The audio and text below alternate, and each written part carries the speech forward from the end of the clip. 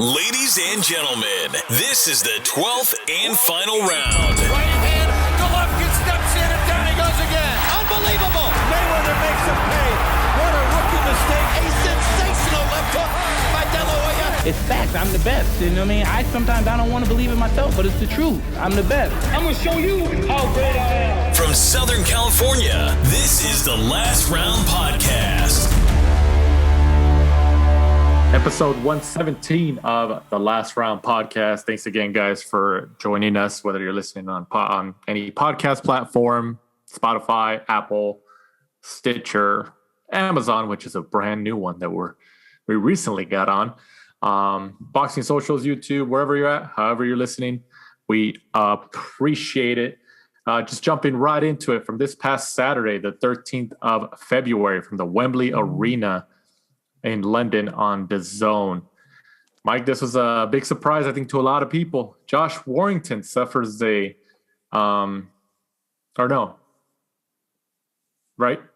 Why did I think that he lost? He did lose, right? Oh, I'll put it on the wrong side. Yeah. Oh, okay, yeah. Because like in the notes for this episode, you kind of confused me. I was like, wait a minute. Did I read? I was like, why did I see all this news that he lost? And I was just like, what the hell? So Josh Warrington suffers the first professional loss of his career as he gets stopped in the ninth, or the fight gets stopped in the ninth round against big underdog. If anybody betted on this fight and they put their money on Lara, they obviously made some pretty good returns on this. Warrington was down in twice, once in the fourth round and once, and obviously in the ninth round. I mean, I think you can hear it in my voice.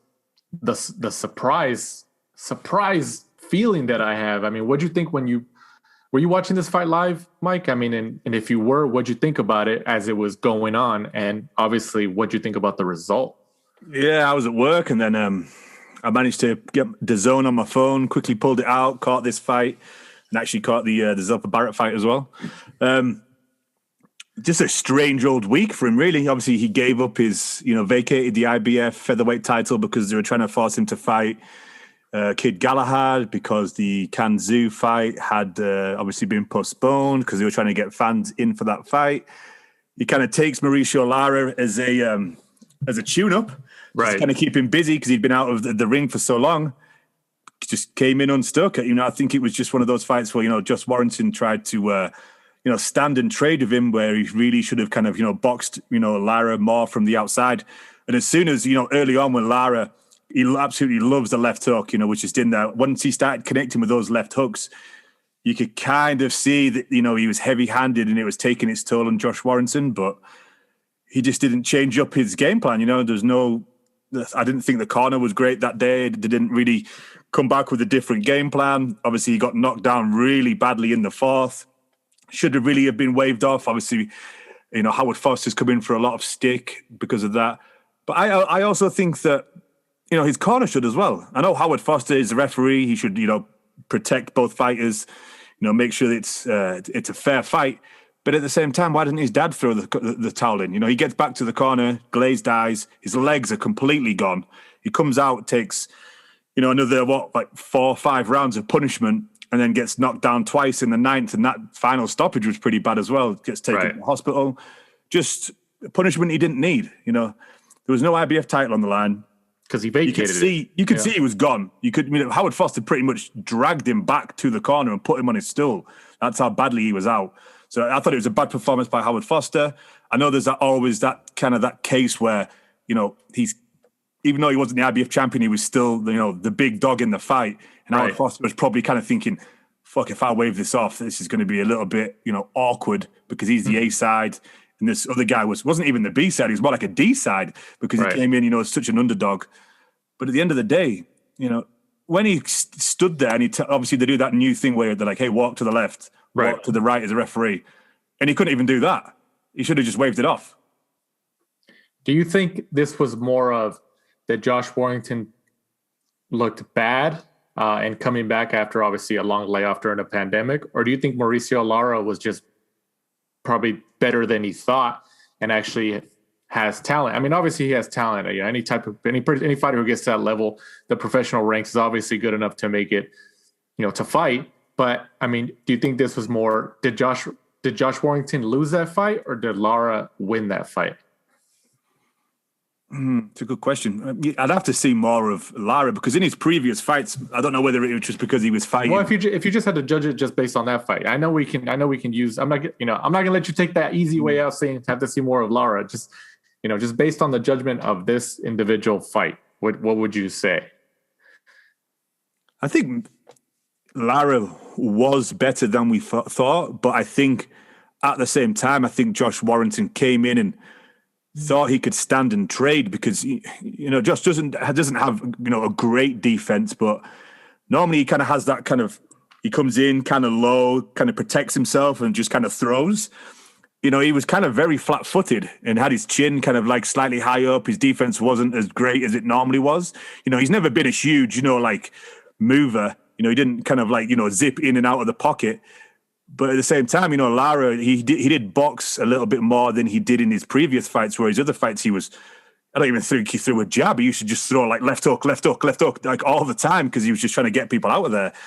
So he did box a little bit better, but I think kind of a combination of both.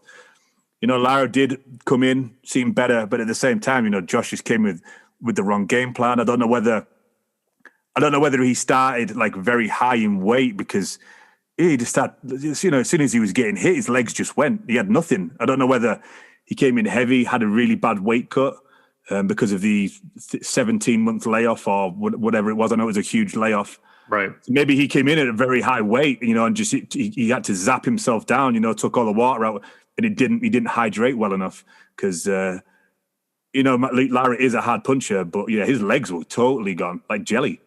Yeah, I think after that first knockdown in the fourth round, I think that's when it was over for Warrington. And I think he knew it.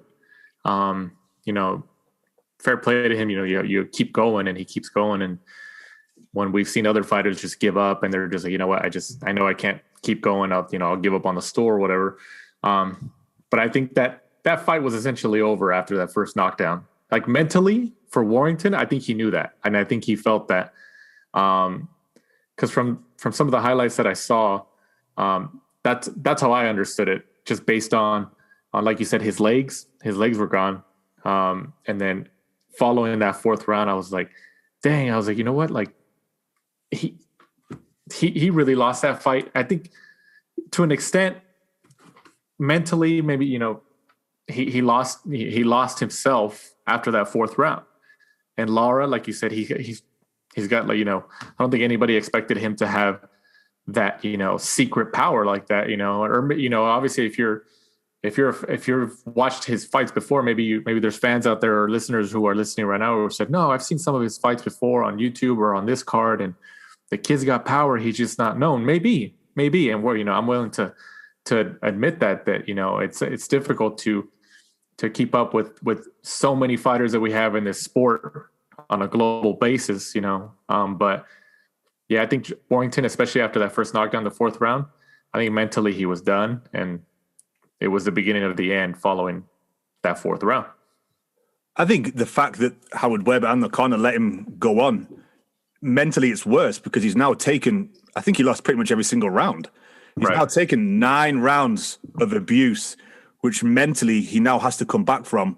Whereas in the fourth round, if Howard Foster or his corner had stopped it, Josh could always convince himself, hey, I would have come back from that.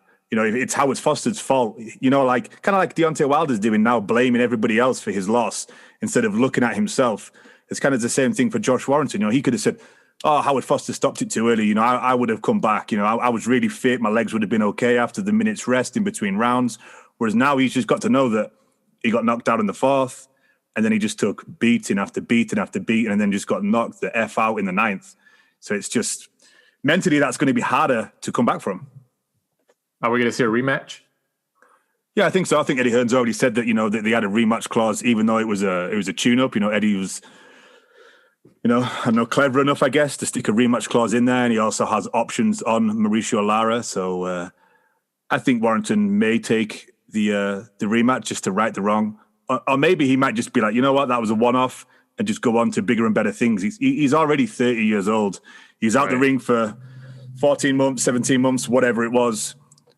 So maybe he's just like, you know what, that was just a flash in the pan. I had a bad night. He had a really, really good night. Let's just call it what it is and let's just move on to something else.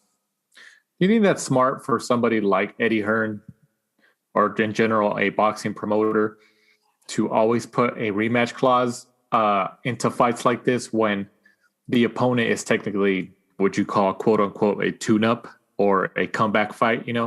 Is it always smart for the promoter who's negotiated the contracts to add a rematch clause because it gives you that safety net? Because stuff like this could happen. It's boxing, like it could happen. Do you think it's always smart to always have it in there 100%? Yeah, I think you answered your own question, really.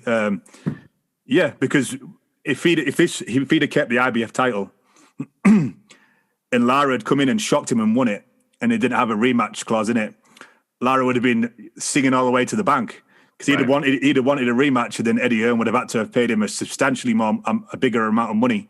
Right. We would have laughed at him. I know people are giving him kind of shit for having the rematch clause in, but we'd also be giving him shit if he didn't. Right.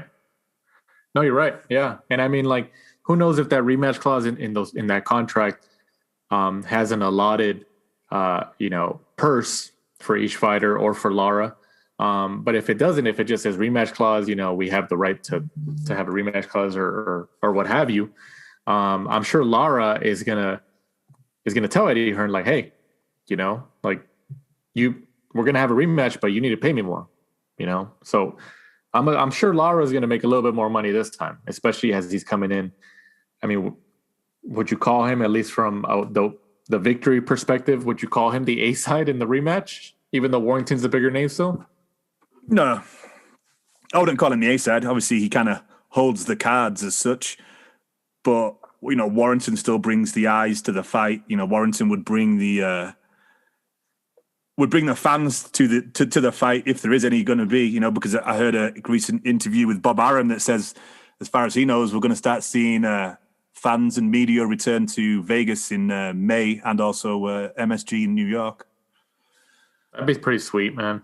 So I think we've been talking about that for a long time, that we need to get back to fights, go and be there ringside. It's, we need to scratch that itch.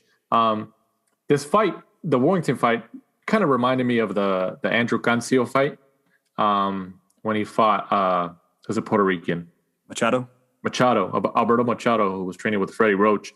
It was the same thing. Cancio, like, from what we've seen, obviously he was coming up here in the LA area with Golden Boy.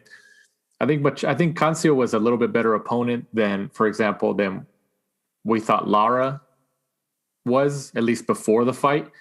But people still picked Machado, like, oh, Machado's a bigger guy, So when Cancio won, everybody was like, what the hell? And they had a rematch, and Cancio beat him again. So, like, can you see this? Do you think this is kind of like a deja vu in terms of Warrington and Lara? In the rematch, can you see Lara beating him again? Or do you think this was a fluke and Warrington comes back and is victorious in the rematch? That's a good question.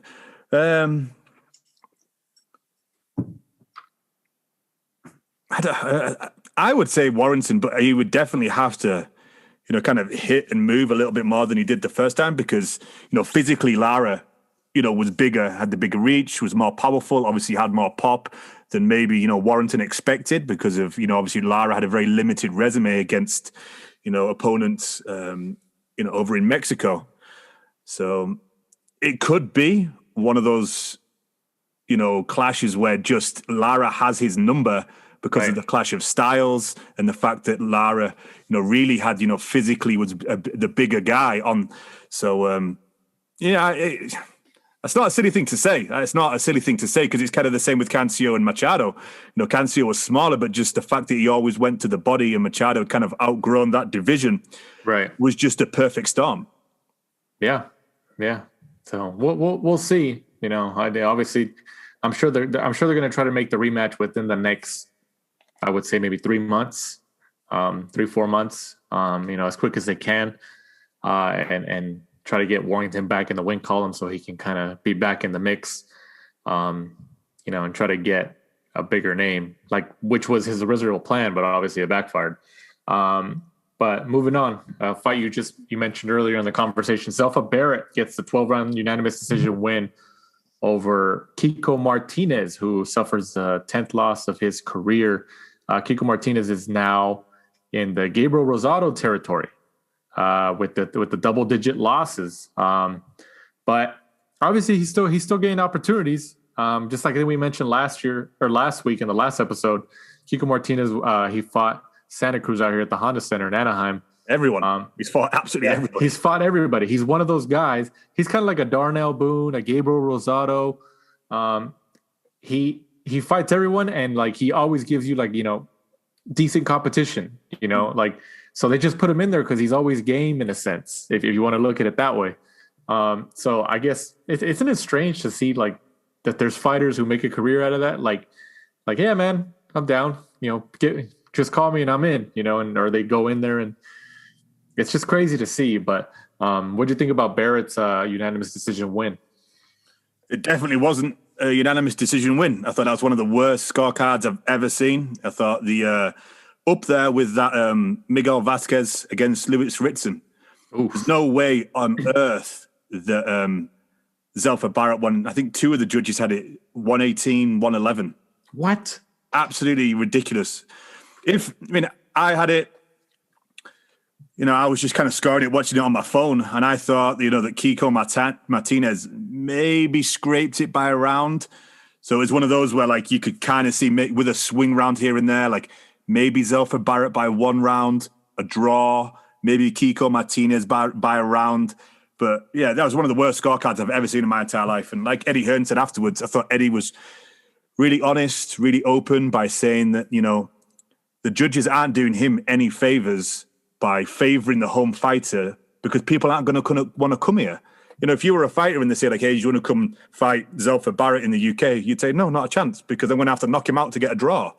So I thought, Eddie was, very honest when he said that. And it's something that really should be looked at because those scorecards were absolutely ridiculous. I don't know what on earth they were watching.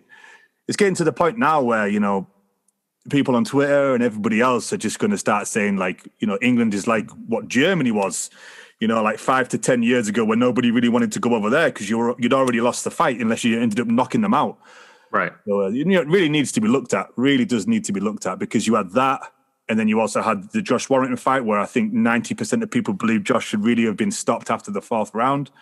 So it wasn't a very good weekend for British boxing.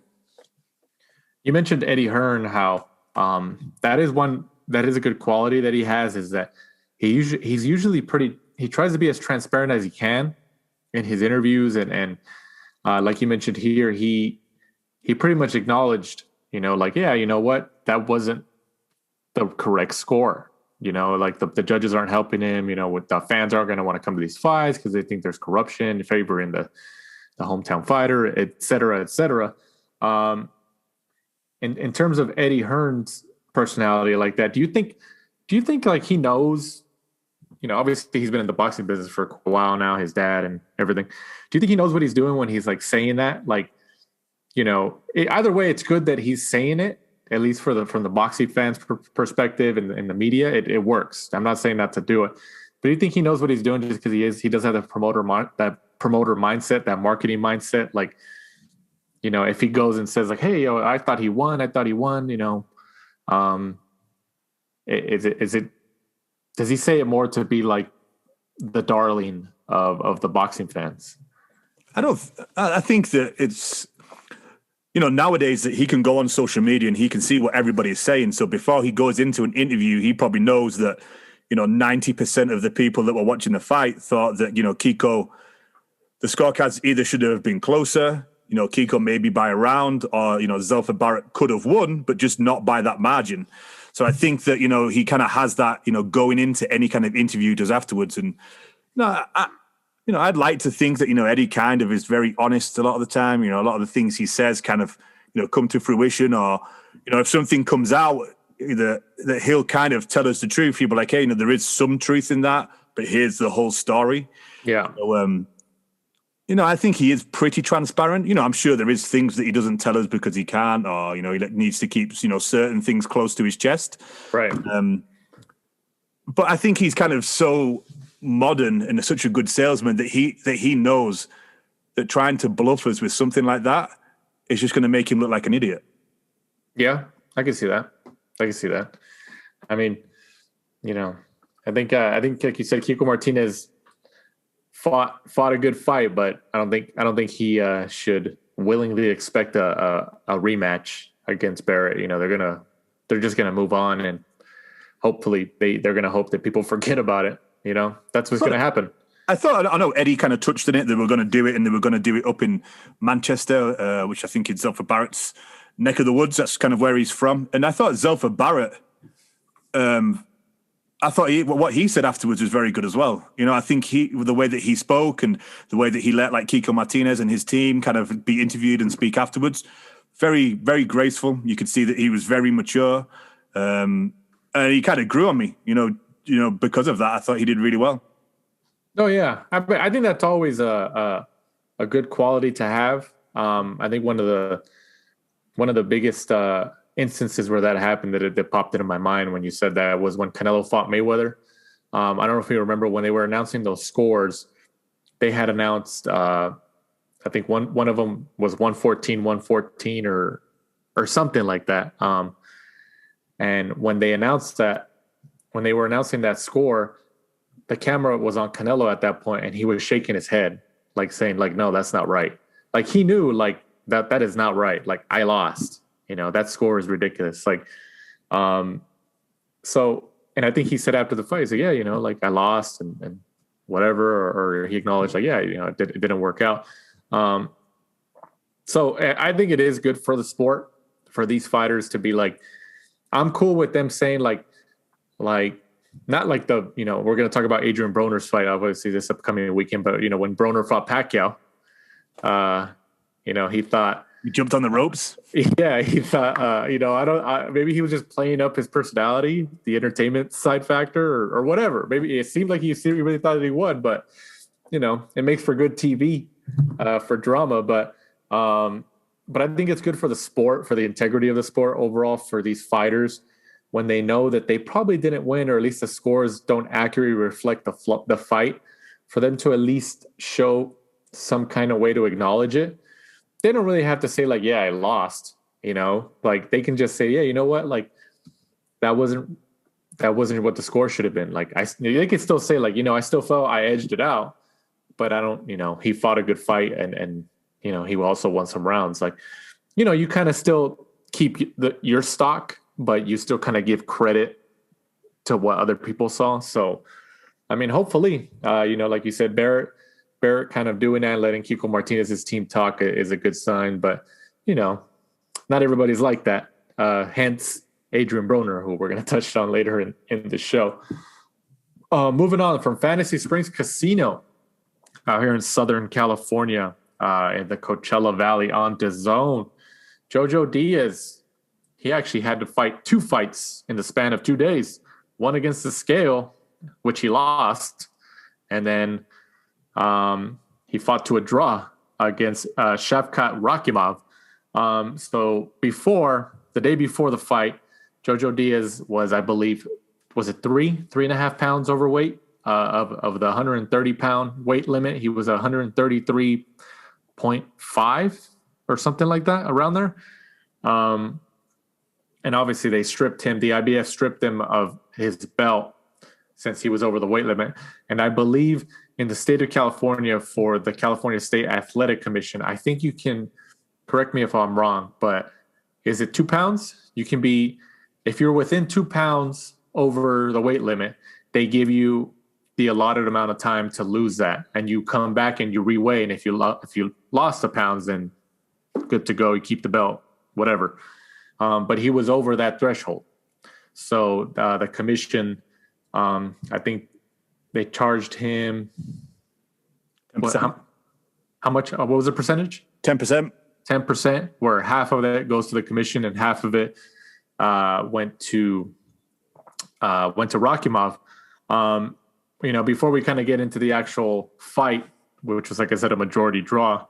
Well, what was your first thought when you saw that he didn't make weight and he lost the belt?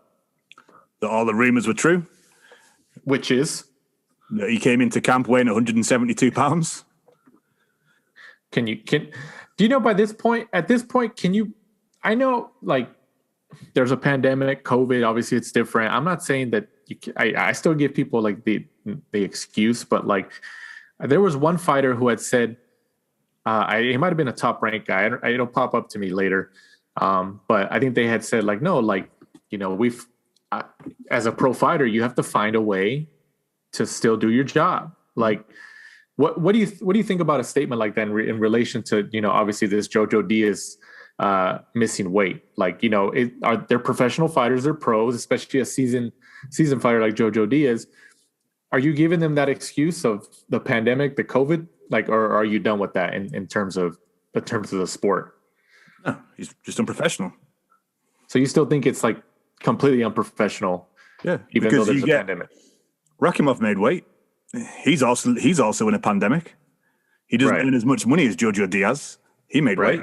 Cancio makes weight. Cancio does a 9-to-5 job and boxes.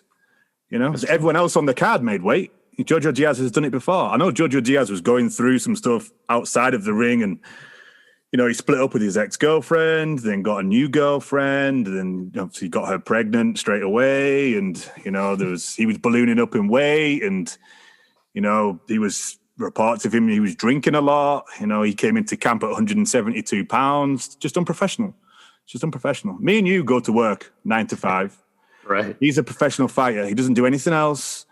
Obviously, he has a lot of downtime, which, you know, maybe actually be not great because you end up maybe eating and sitting around and not doing a lot because you don't have that kind of, you know, you have to get up in the morning and do certain things where he has a lot of downtime. So maybe that's, you know, kind of bad for him in the sense, but he's a professional fighter. He should be in the gym. He shouldn't be ballooning up to that kind of weight. He's getting older.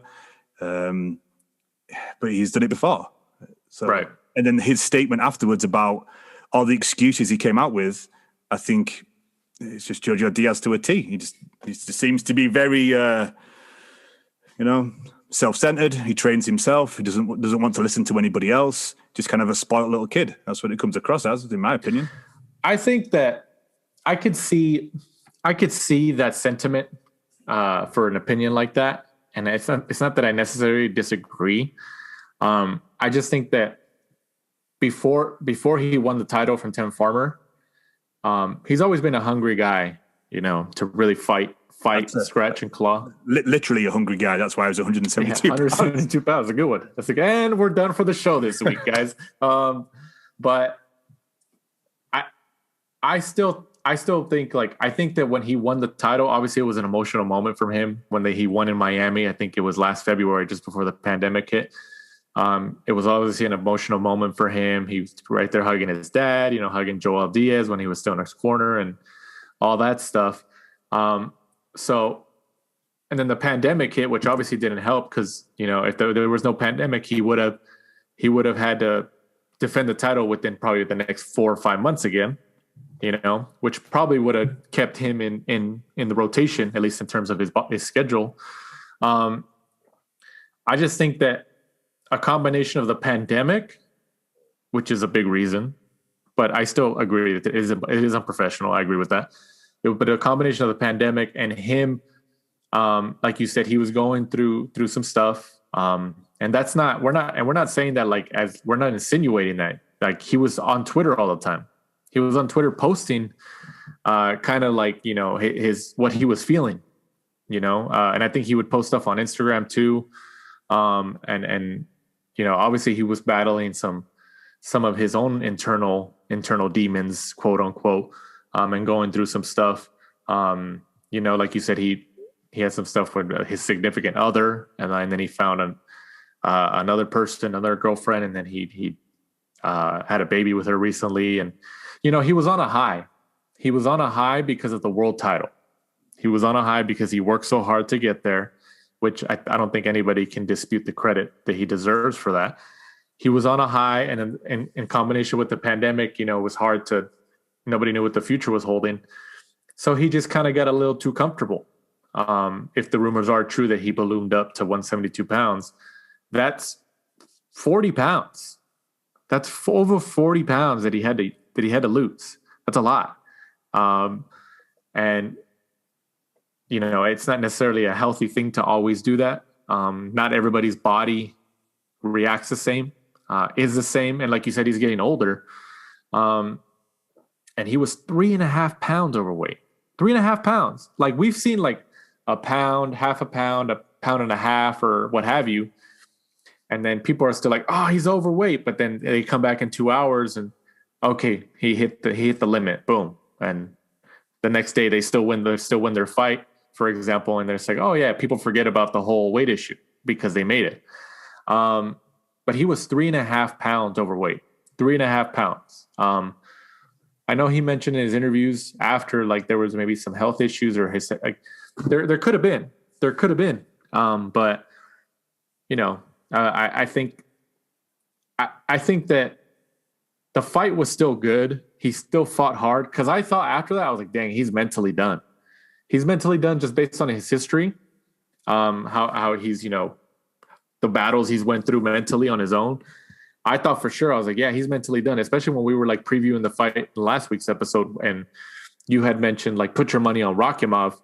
I thought, yeah, you know what? He's probably going to lose. He's most likely going to lose, but he still fought hard. You know, he fought to a draw. Obviously a draw for him in general, for both of them, is better than a loss for either of them. So, you know, obviously one or the other wanted to win, but a draw is better than a loss. But I think him losing the title on a scale was the biggest loss he could have. I don't know. I think, like we touched on, he didn't have JoJo Diaz in this time in his camp. I know his dad was still like his main trainer, but JoJo Diaz has more experience in big fights. He's been at the big events. He's been in the big dances more than JoJo Diaz and his dad have been. And obviously it showed because he didn't have any trouble with Tevin Farmer. He looked very good.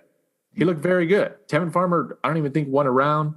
It didn't seem like he won a round if I remember correctly. So I think any boxing fan after that fight, after the Tevin Farmer fight, would have thought, dang, you know what? Like, he's going to keep this team and he's going to improve. He's going to defend that title and he's probably going to get some good paydays and have some good fights. And then, you know, he separated from JoJo Diaz or what have you. And obviously this is the result, you know, but I mean,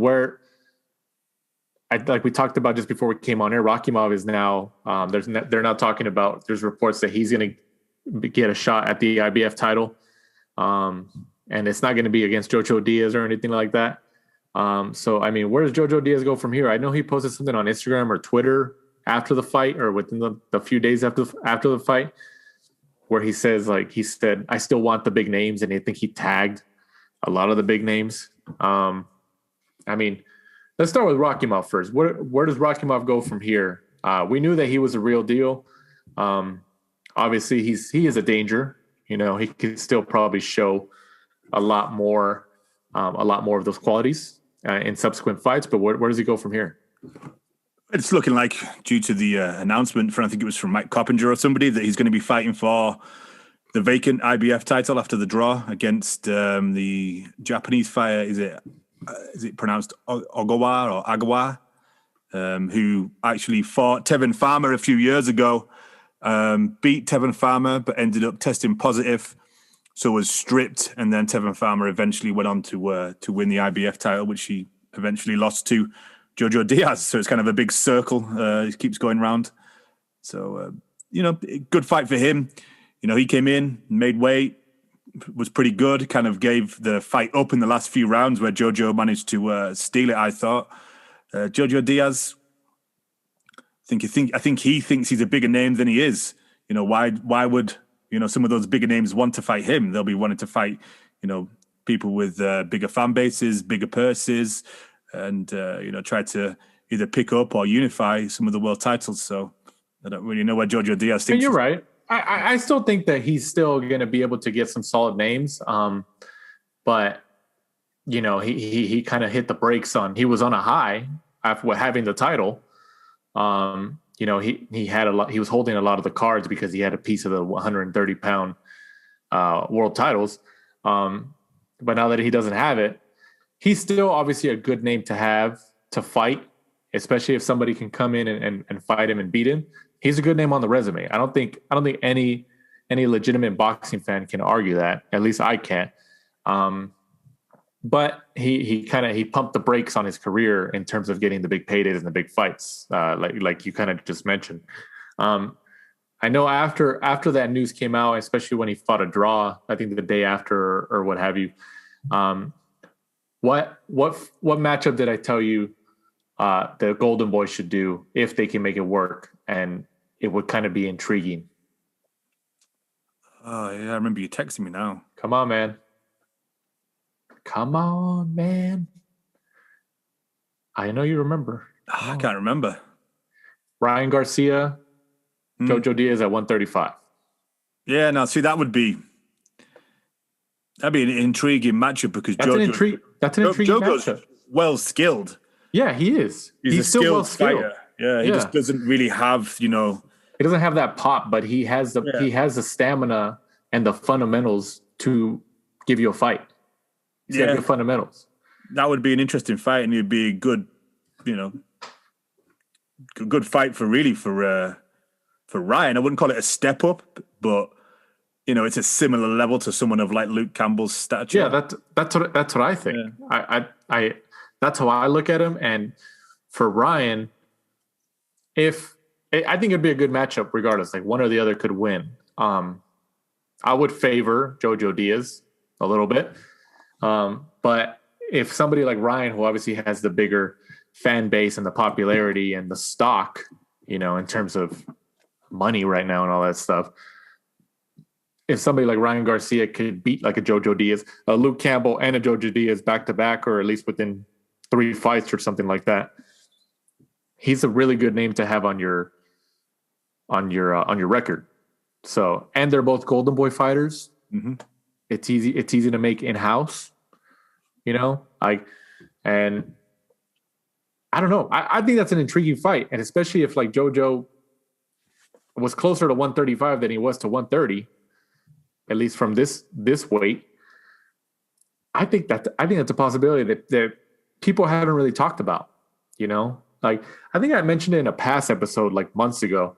I was like, hey, if JoJo Diaz ever moves up to 135 or whatever, like, I think that'd be an intriguing matchup, but I think JoJo Diaz would be fine with it. He'd be like, yeah, I'll take that fight. But I don't think Ryan would, because I think Ryan Garcia is on that high horse right now where he's just like, I just want the big names. I want Gervonta Davis. I want this guy. I want this guy. And if you want to measure it by his popularity, he's right. In terms of money, I get it. But sometimes obviously it's hard to make those fights across the street, quote unquote. So I believe him when I see him. I think they're all talk. Lopez says, I'll fight Devin Haney, but don't price yourself out, Devin. Don't price yourself out. And then he says he wants $10 million to fight flipping George Kambosos. Ryan Garcia talks about fighting Gervonta Davis. He's going to fight Javier Fortuna. He's not going to fight Gervonta Davis. So they're all just smoke and mirrors. That's all it is. They're all talk. I mean, they're all growing up. I mean, we're all growing up in the social media age, but the social media age for their age generation, like a Teofimo Lopez or Ryan Garcia, that's their bread and butter. It is. Like we're all in the thick of that world right now, and it's ongoing, obviously. But to that generation, it's the be all and end all. That's the be all end all for them. Yeah. It is.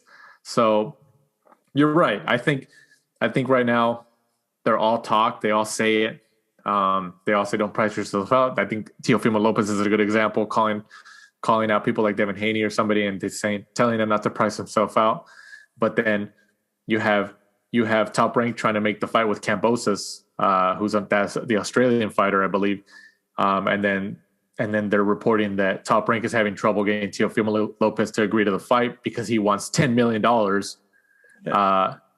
Let me ask you this. I know, obviously, everybody who's listened to our podcast on a consistent basis know what your opinion is on Ryan Garcia. You're not the biggest fan, but who can you see getting $10 million first, Teofimo Lopez or Ryan Garcia? You mean in one fight, right? Obviously. Yeah, not like in a span of a couple fights. I'm talking about like one fight if they get to that point. That's a good question.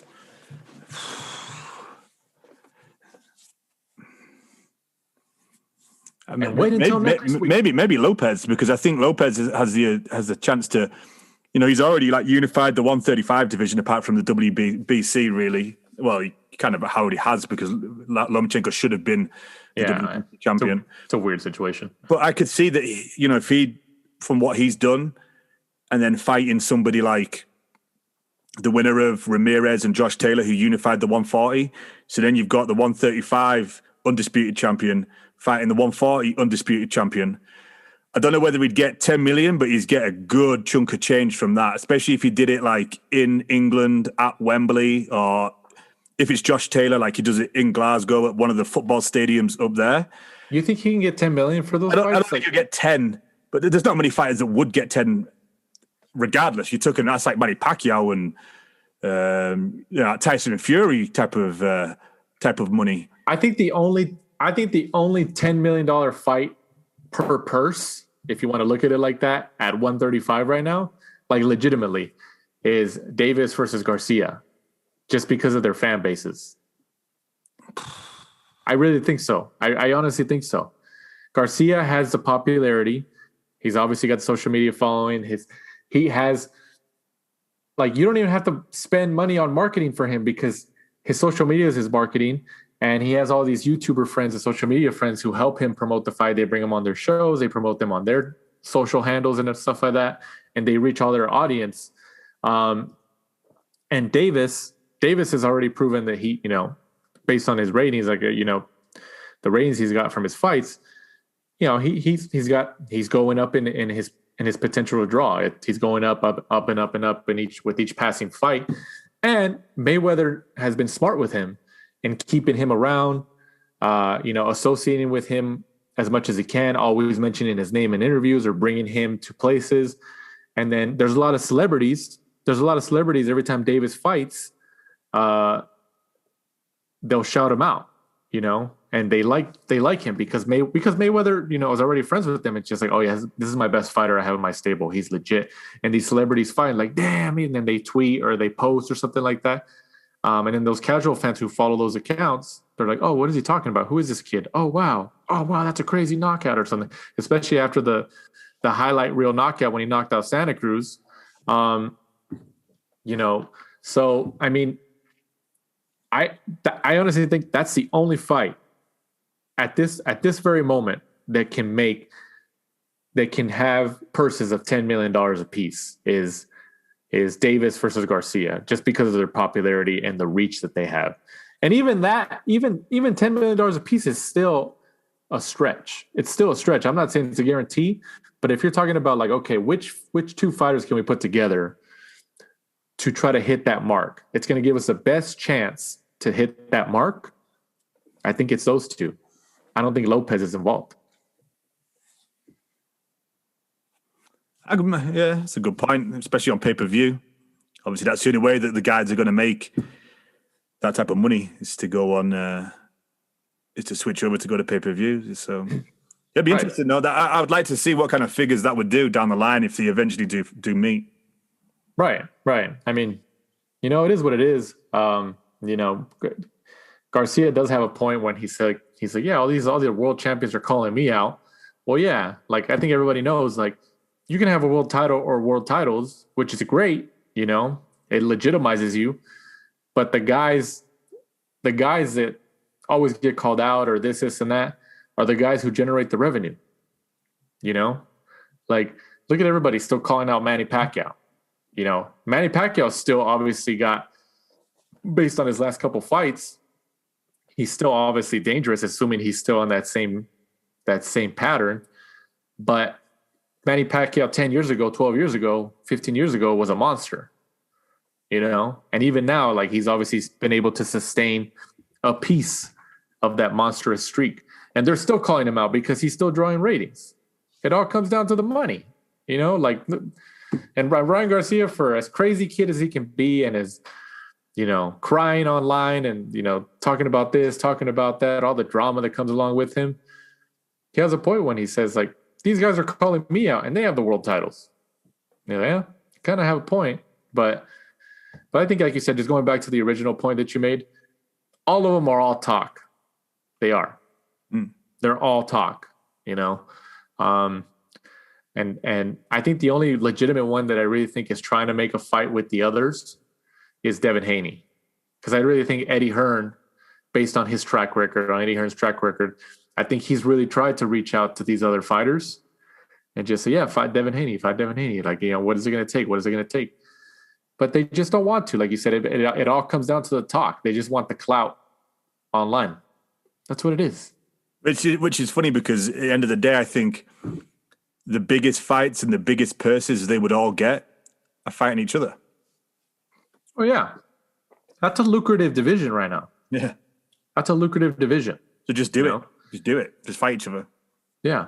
That's a lucrative division. I mean, look at, for example, 147. How many years have we seen the same guys, especially at PBC, just rotate with each other? And they're all making millions and millions of dollars just fighting each other. Even if they lose, they come back, they fight, whoever, an Adrien Granados or something, and they beat him, and they get back into the win column, and then they say, oh, okay, you're going to fight Errol Spence again, or you're going to fight Sean Porter again, or vice versa. Like they're just rotating. They're just rotating. That's all they're doing, and they're making a ton of money just fighting each other for like the last 4 or 5 years. That's what it is. 135 should do the same thing, but obviously it helps that Al Heyman has a good chunk of the welterweights, pretty much all the players in the welterweight division under contract, so it's easier for him to make. But if that wasn't the case and all these fighters at 135 could do it, barring any issues with respective promoters and stuff like that, they can each just rotate. They can all rotate for years.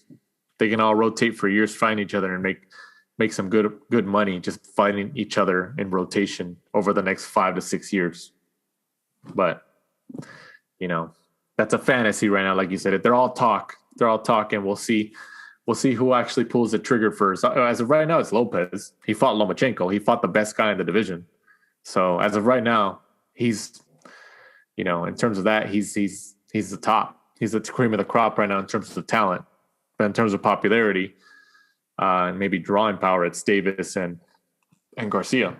So whatever, it is what it is. But I just real quick on JoJo Diaz. I think he's going to come back. I think he's going to come back and really find the groove that he was on. I just think that combination of the pandemic and all the stuff that he was going through, and then he was on that high because he won the world title. Obviously, it was just a bad combination. He didn't know how to handle it. But I still think he'll be fine. He's going to come back and kind of get back into the rhythm of winning. And I would say next year he gets a pretty decent name, maybe another world title shot. At welterweight? At welterweight? You mean? No, I would say probably maybe light heavyweight, 172. I don't know. Moving on. Brian Castano gets the 12-round unanimous decision win and takes the WBO super welterweight title, 154 pounds, from Patrick Teixeira. Castano takes the belt over to the PBC Al Heyman team. Teixeira is obviously a Golden Boy promoted fighter. I thought I watched a good amount of this fight. I thought Castano looked like he was a hunter. He just kept going, and like he impressed me. Impressed me. I've seen like highlights of him in other fights and here and there, but this was like one of the first legitimate fight that I really kind of watched involving him. He looked sharp. And he looked confident. I mean, what do you think? It was a great performance. I thought Teixeira was really going to come in and do like he did in his last fight and just be so busy, throw so many punches that he kind of just wears you down just because he just keeps coming forward, throwing punches in bunches, and like he just gets to the point where he just mentally just wears you down. But Castano was just unbelievable. Just kind of walked him down, like you said, like a hunter, just cut off the ring, was heavy-handed. And I have some stats here for you. It's just Castano was busier and accurate. CompuBox saw him land 33% of his total punches and 37% of his power shots, compared to Teixeira, who landed 20% overall and only 25% of his power shots. So that just goes to show 20% to 33% of overall landed punches. Yeah. So accurate. It's unbelievable. It was great performance, great win. Teixeira is kind of like, he's one of those guys that has kind of done everything in boxing, been up, been down, come all the way back up again, managed to get a world title out of nowhere. Right. Unfortunately, he only had it for that one fight, but Castano looks good. He's in the PBC, so I'm sure we'll see him now just kind of held hostage in the PBC, and that's just going to be thrown around all the PBC crew guys. Well, I mean, the PBC has all the players at 154 too. Mm-hmm. Jarrett Hurd, Charlo, Lara, So in terms of, like we just talked about, 135 and 147, the rotation making money with each other, fighting each other over the course of a couple years. Castano winning in terms of the business side and him getting the most bang for his buck, pun intended, bang. Him winning the title and going back, and they were talking about him fighting Charlo and stuff like that. I think after a performance like that, I think he just made himself more of a serious contender. And I mean, obviously not a contender anymore since he's a world champ, but he became a more serious threat to the big guys at 154 pounds, like a Charlo, like a Hurd, like a Julian Williams, like those guys, I think Castano is now in that mix on a serious level. And whoever he fights, which, obviously Charlo would probably be the biggest name at that weight class at the moment. It should be a good fight. It should be a good fight if he goes over there and fights like a Charlo, who's the one that lost? Was it the 154 pound Charlo? It was, right? He lost against Tony Harrison. So he's already shown that he could lose, but Charlo, obviously they're still dangerous. Both Charlos are, but that also makes a potential matchup with Castano more intriguing. Charlo has multiple belts at 154 pounds. He's a unified champion. And now Castano has a piece of the 154 pound world titles.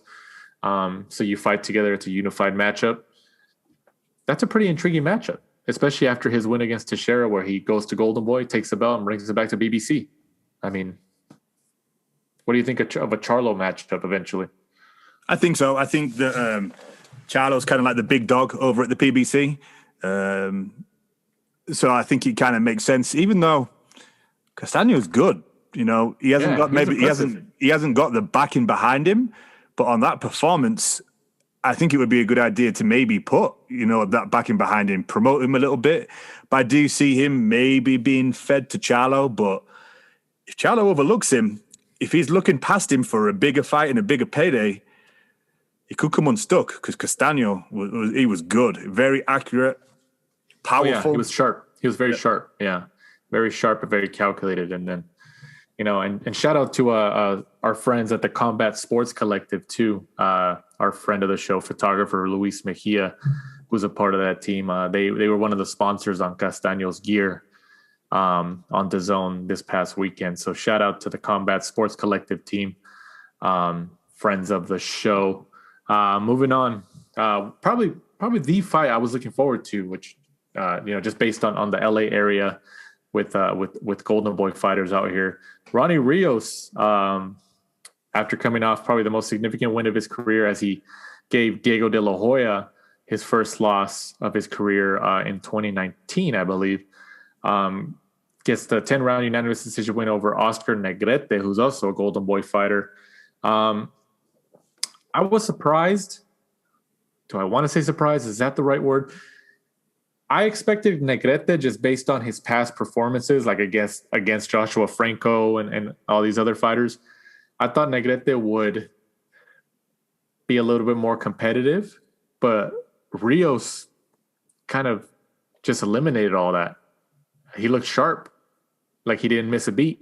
What'd you think about Rios' performance? A great performance. I thought he won every single round. Looked really good. Kind of strange that he gave himself a C rating in the fight in the interview afterwards when he was chatting to Beto Duran. I thought he looked really good. I thought it was a good stylistic matchup for him. Negrete is very one-dimensional. Doesn't really have any other gear. Just comes at you, head down, one gear. Ronny Rios, I thought, switched it up really well. A good performance from him, really, because he's kind of been a little bit... not stale, but like he hasn't been out really since that big win over Diego De La Hoya. He had, I think, one fight on the YouTube card that I was at, but it wasn't really against anyone that great. Right. This was kind of more of a name in Oscar Negrete in California anyway. Right. And I think a fight against someone like Brandon Figueroa would be good to try and get the full WBA title. Or I don't know, there's so many WBA titles. I know that Rios had the regular, and I think Figueroa had is the gold WBA, is that the regular or? Oh, I think Rios maybe had the gold. He had the regular. Yeah, and it's that new. Have like the full title or whatever. Yeah, that new title, gold WBA that they added. Yeah. It's stupid, but no, yeah. I don't think a lot of people expected him to just kind of sweep the fight against Negrete. Just based on Negrete's past fights, I thought Negrete would, have some moments. I still picked Rios to win the fight.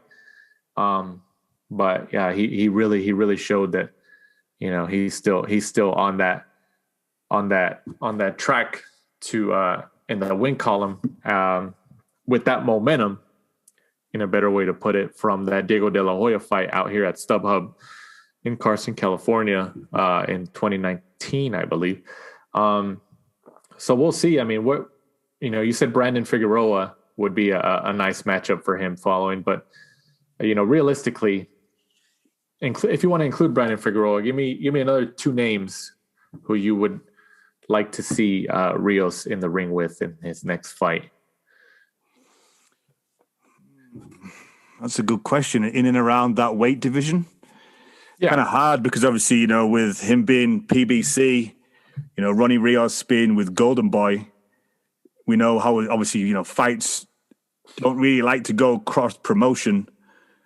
But, essentially, I would like to see him in with somebody like, I'm trying to think who's actually above him in the rankings that would be a good matchup for him. He's ranked number 6 on BoxRec. Angelo Leo, maybe. Angelo Leo just lost his title to Stephen Fulton. Obviously, there's not going to be a world title on the line for him. But I think that would be a good fight. Danny Roman, I'm sure they've probably sparred with each other. I think that'd be actually, especially out here in the Southern California area, I think that'd be a pretty entertaining fight. Yeah, I actually really like that fight. I actually do. And then obviously, like that fight. Looking at the people who hold the titles in that division, you look at obviously Stephen Fulton, Luis Neri. I could see that a Danny Roman fight. That's actually, I don't know why I forgot about him. MJ, I can see that. MJ holds 2 of the titles. That'd be a good fight. That's true. Both on DAZN. I mean, I think I think Golden Boy is going to try to get him a world title shot if they can, which is obviously smart. I think he deserves it. He's been Ronny Rios has been fighting a long time now. Just over 35 professional fights. Trains out of Santa Ana, California, out here in the Orange County area of Southern California. Him and his brother Alexis Rocha, who's just suffered his first loss last year, but he's young enough where he's going to bounce back, and just based that they've been on the show a couple times, so we know their work ethic, and Lex will be back better and stronger than ever. But like I said, Golden Boy's going to try to find a world title shot for Rios, but if for some reason they don't, I think a matchup with Danny Roman would actually be great. Danny Roman's I think he's still with Matchroom, or is he with PBC now? He's with PBC. Damn, that's right. He was with Matchroom. Oh, that kind of kills that. But if you kind of ignore that, a Rios Danny Roman fight would actually be pretty entertaining, I would think. Yeah, very similar styles. I don't think there's much in them, really. Obviously, Danny Roman's held the world titles, 2 world titles, IBF, WBA for a short period of time, lost to MJ. So, Right. that'd be a good fight. Danny Roman or MJ Akhmadmelidov. I mean, I think both of those have kind of been, I know MJ's definitely been talked about. They talked about that on DAZN. So, Right. I can see it. Good I fights. mean, MJ's trained by Joel Diaz, right? Yep. So, all Southern California guys, it could work. I can see it. And I think Ronny Rios deserves a world title shot for as hard as he's been working. So we'll see how he goes from this point forward. Moving on from the bubble at the MGM Grand in Las Vegas on ESPN, Richard Comey is back in the win column as he gets the 6th-round knockout over Jackson Martinez. What'd you think about this matchup? I thought Comey looked good. Good to see him come back. Obviously, it doesn't look like that loss took much out of him. I thought it was a good stylistic matchup for him, and really just go onwards and upwards from here. I think he could still, do things in and around this division. This division's very, very strong, like we touched on earlier. Probably one of the strongest out there at the minute. So there's some big fights in there for him. He's got a very fan-friendly style as well. It's heavy-handed, kind of comes to trade. And I think even though he lost to Teofimo Lopez, it kind of got his name out there because of the style of getting knocked out. So in a weird way, he kind of crossed over to more fans. That's true. I mean, Richard Comey is obviously a name at the 135 now. He's would look good on a resume if somebody manages to beat him, obviously. But his name is also involved in 135. Maybe like could you see a Lomachenko come back and fight a Comey in his comeback fight? Or could you see,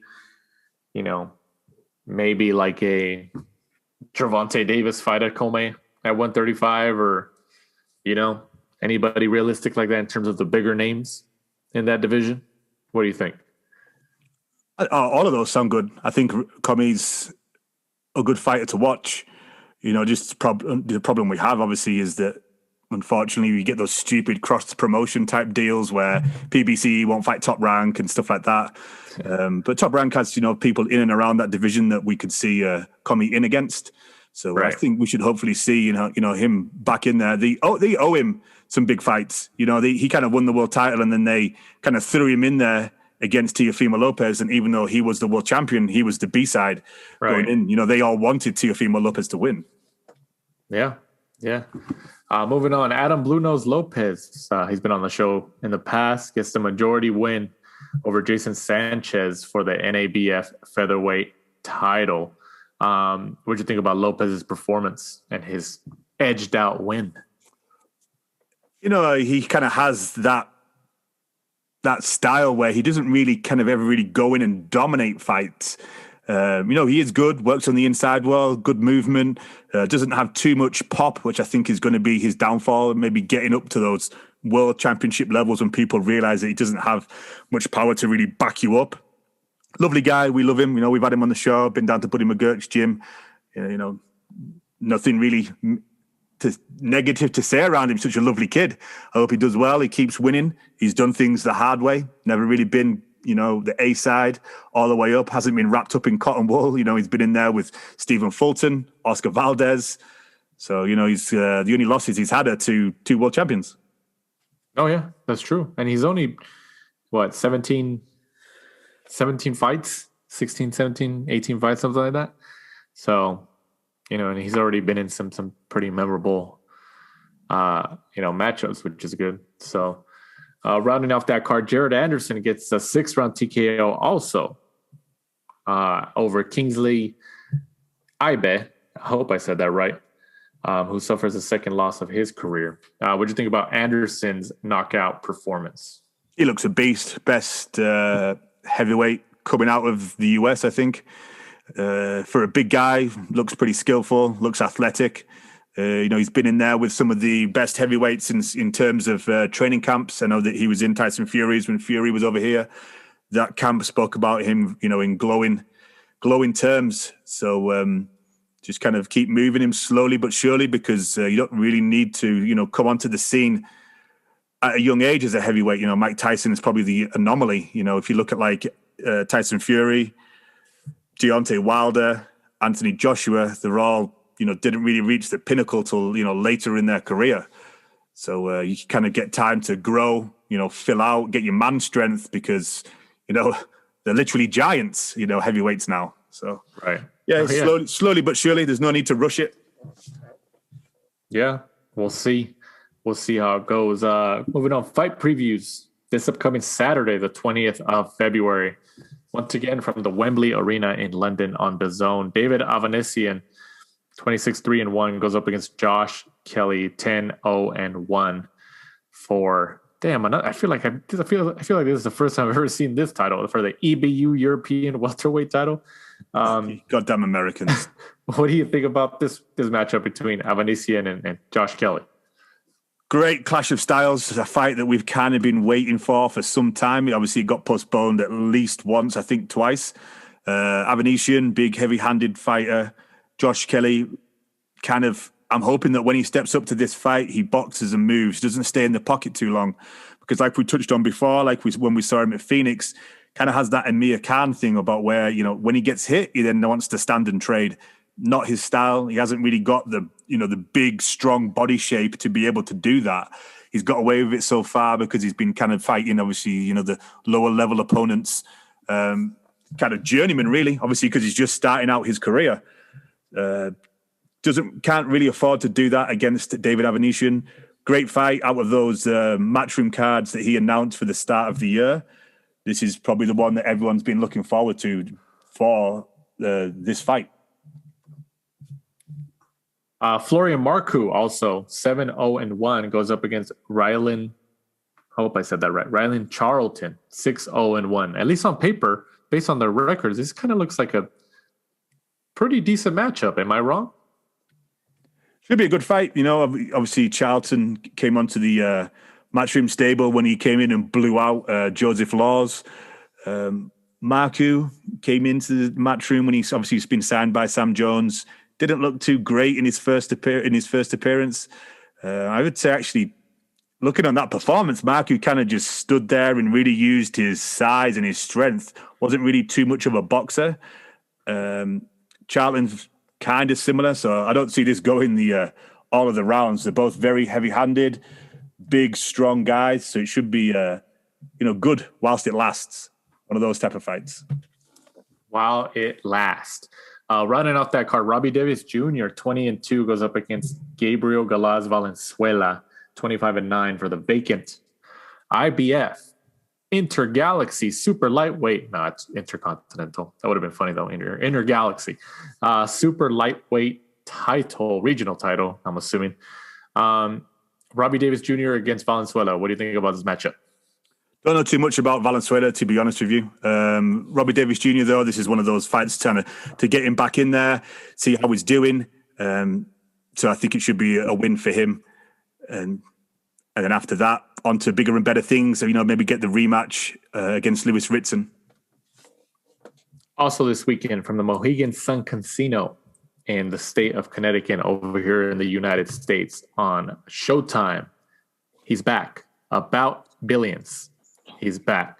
Adrien Broner returns after his how long was his layoff against Manny Pacquiao? Over a year and a half. Was it 2 years? I think it was 2 years. It's 2 years. There he is. Now he surprised us, man. We thought you weren't going to make it, so we definitely appreciate it, man. How's it going? I'm doing good, man. Thanks for having me, man.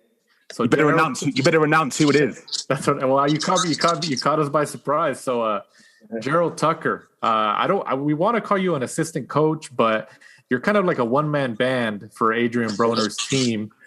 So what kind of title would you give yourself if you had to pick? I'm a trainer. I'm a trainer. I do everything needed plus more, but I'm a trainer, and I'm assistant my coach Michael Stafford. Nice. So you've been with Adrien Broner for, I think, how many years now? You've been a part of his team for quite a while, right?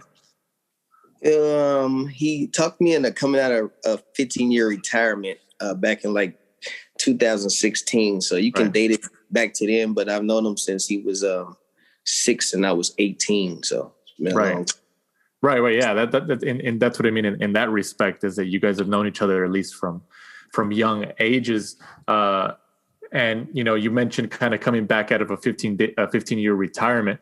That was one thing that we had mentioned to some people when they knew, when we had told them that you were coming on, that they wanted to know, because, that doesn't happen, not just in boxing, but in a lot of sports. You retire and then you come back, in double digits years later, 15 years later. What was your mindset during that time? I know you said Adrien Broner convinced you, but what was that one thing you're just like, you know what, I'm going to do it? It really wasn't the one thing. I would like hit the bag and stuff as I'm training my fighters, and everybody is like, from the Shane Mosleys to the Floyd Mayweather, they're like, man, you still got it. Like, this is like 10, 15 years later, like, man, you could beat all these young guys up. And so that was really like in the back of my mind. And then him pushing me and saying that you really need to, that I really want you to do this and you really should do it, is what, ultimately led me to get back into the ring. So, before we kind of jump into obviously Adrian's fight this weekend and all that good stuff, let's talk about you for a little bit and how you became a professional fighter at the beginning, and obviously where your career has led you to this point. Just to kind of give our listeners a little background on you. Real quick, long story short, I was playing Little League Baseball. I was pretty good. My grades started slipping. My mom kicked me off the team. I started sneaking to a boxing gym right up the street while she was at work. I got really good at it. I became ranked number 2 in the country within 4 months, and I started bringing my grades up. I brought it to my mom, and I asked her, could I continue boxing? And she said, yeah. And that was in 1994. I started at age 15 as an amateur. Who were some of the fighters that caught your eye as you were growing up? Like, like that's my favorite fighter, or these guys are my favorite fighter. Who'd you like watching? Chavez was a huge one, man. Also Ricardo Lopez. I love like the Mexican inside traditional style. I'm naturally a banger at heart. I learned how to box, right. But banging was always my favorite. Like, so bringing the Can Man back is like. Oh man, it's exciting for me. But I liked Felix Trinidad, Gerald McClellan because we shared the first name, Mike Tyson, of course, Roy Jones, Pernell Whitaker, and the typicals that everybody like Sugar Ray Leonard, Muhammad Ali, and stuff like that. Gerald, how was working with Roger Mayweather? When it was time for me to turn pro in 2000, I got a call from Frank Warren over in London, asking me to come over there and turn pro. I slept on that.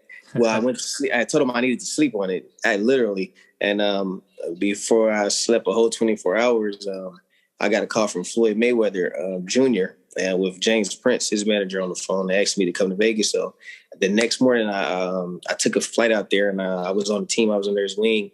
And it was right around the time where Floyd was having issues with his dad and issues with HBO, and he was he called the contract they were offering him a slave contract, and they started going back and forth. And Little J, James Prince, that's his nickname, ended up getting him a better deal for like $20 million instead of 12. So and right at that moment is when Floyd decided to depart from training with his dad and then to training with his uncle as head trainer. And he said, we're not training with my dad, we're going to train my uncle. And me being under his wing, I didn't get even one day with Big Floyd. So training with Roger was it was best case scenario, man. He was laid back, he was cool, he was firm, he was strict, he was loving, caring, he was a genius, all in one bunch. It was best case scenario, man, for an amateur that's pretty good. I had just come off winning the Pan American Games as an amateur, so I knew a little bit about the sport. So to go into that situation with Roger, a little bit, man, Roger's going to take you through the roof. So I was beating up on professional world champions in and around my weight at Top Rank gym. That's where we trained right off the bat, and Roger was the key. What have you taken from what Roger did to you in training that you now help out with AB? Oh, a lot, man. Like, I learned a lot from all of my trainers. I started off with Ricardo Williams Sr., Roy Dale, Ron Craig, and then Coach Mike Stafford was like a second home for me. So those 4 trainers as an amateur, and then with Roger, I take a lot of it. I was like a young sponge watching everything that Floyd did. We was only 1 year apart, but he was my favorite fighter at the time, and he still is to this day. And so I was watching everything that Roger did, watching everything that Floyd did with Roger, and of course paying attention as I'm working with Roger. And so every little detail, everything I stole, you know, I freaked it and tweaked it, you know, to my own. And you know, according to what Roger would do, you know, if he was still here and if he had time to add to his stuff, I teach that everything to AB. And I don't just show him, you know, I talk to him why we're doing this and why we shouldn't do this and why we need to defend this way and offend this way. So everything I learned is being passed down to AB slowly but surely. What can you remember from the first day that AB stepped in the gym? The very first day, he was fat. He was what's the word? He was very optimistic. He had a whole bunch of energy, and he had a whole bunch of doubt. And I just kept telling him like, I just kept preparing him for the worst. I said, it's gonna be hard, man. Like it's gonna be days where we're not gonna want to get up, and we're gonna want to just lay in the bed, and we're gonna want to go fix a tequila, and but we gotta fight it. You know, once we wake up tomorrow, every bad thing that we've done yesterday, we have to sacrifice it enough. So I was kind of like, I prepared them for the worst mentally. You know, I let them know all the obstacles, every possible obstacle I could think of in my head, I let them know. And we talked about it before we even stepped into the gym. And that first day, you know, even down to the nutrition and the supplement stuff, I knew what we needed to get in our bodies to be able to push ourselves Monday to be able to get back in there Tuesday without, you know, quitting. So the first day AB was he was optimistic and pessimistic. He was both, but you know, everything's about a balance. So we got through it. That was October 21st, and here we are, you know, about to fight on Showtime, February 20th. What was what's one thing that stands out about, obviously, because you mentioned you also handle the nutrition for AB and, you know, trying to get him in shape, keep him on a diet and stuff like that. Is there one thing, you know, if including nutrition or anything where like he kind of gives you a lot of slack for, like, oh man, not this again? What's that one thing that stands out in your mind? Those little juices he takes in the morning. One thing, man, there's so many things that stands out, man. Man, I tell him all the time, man, I mess with him, but it's kind of true, you know. Like, I remember him being a little kid. Like I said, I was 18 and he was 6.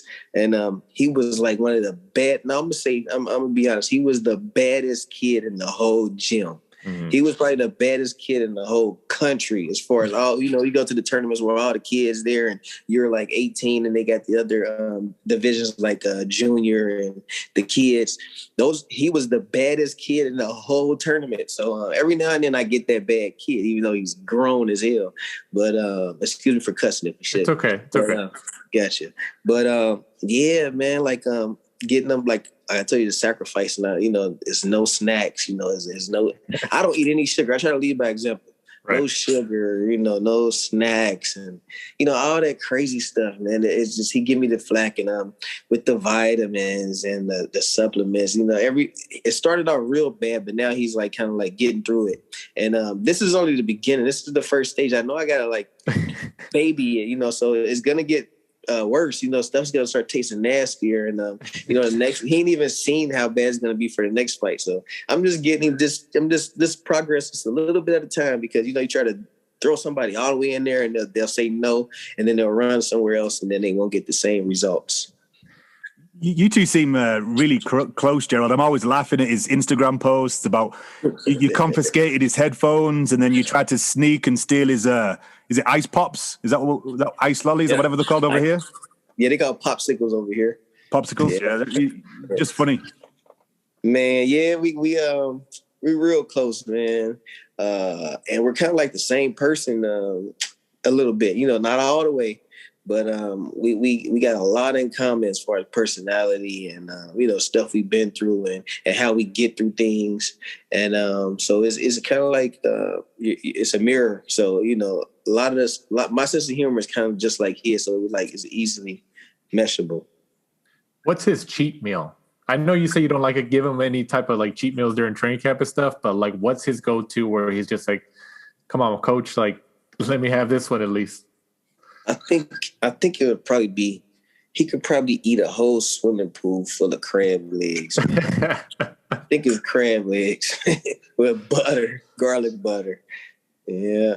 But that ain't that much weight, so I don't really be too upset about it when he orders it, because it's just a little bit and it comes right off his body. So I don't be tripping too much, but he had it 2 or 3 times in 4 months, so it ain't that bad. Are you like that type of coach though, in terms of, because there's some coaches who are extremely strict and they're just I don't want no cheat meals, or you're going to stay on a regimen for the whole training camp. But are you okay? In terms of having the confidence in your abilities, yeah, you can probably have one or two here and we can still find the balance and get you where we need to be? I'm probably, people will probably tell you, I'm probably the strictest coach in history of coaching. And what I mean by that is you can't drop your hands not one time without me saying it. You can't drop your jab. You got to punch up when you jab. You got to do a push up, touch your chest all the way down to the ground. Now, what I can say is you have to find a balance with the athlete, because not everyone's going to take to that. And if you want to get the results, you're going to have to bend just a little bit sometimes. So I've been doing a whole lot of bending with AB as far as, some of the stuff, because, he's he's the youngest 4-time 4-division champion in history. And and I think Oscar De La Hoya was next in line.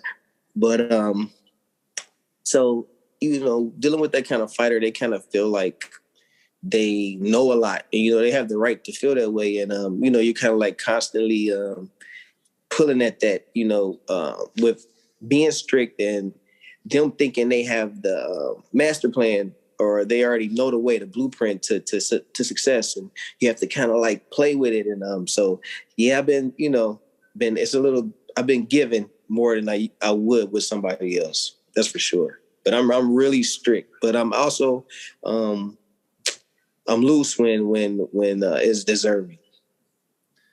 Based on that relationship, and obviously, the respect that he has for you, and obviously he gives you a lot. He has a lot more confidence in you than obviously other people.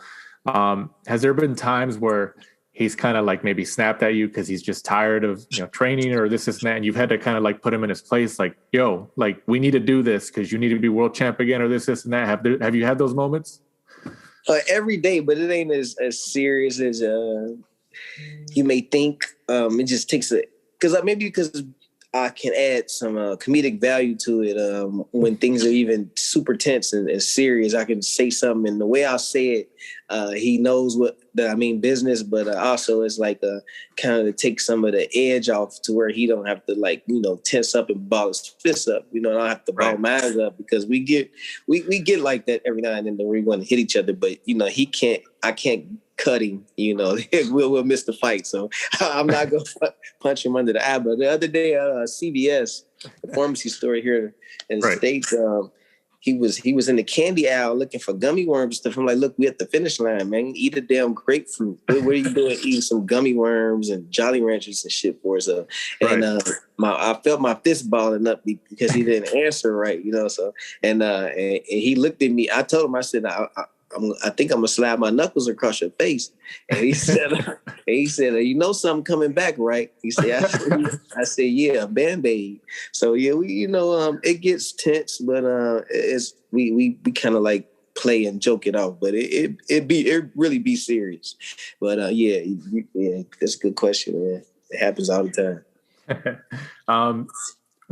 What's the biggest difference between the personality that we see in front of the cameras, AB, and the one that you see when the cameras are off? He's really transparent, man.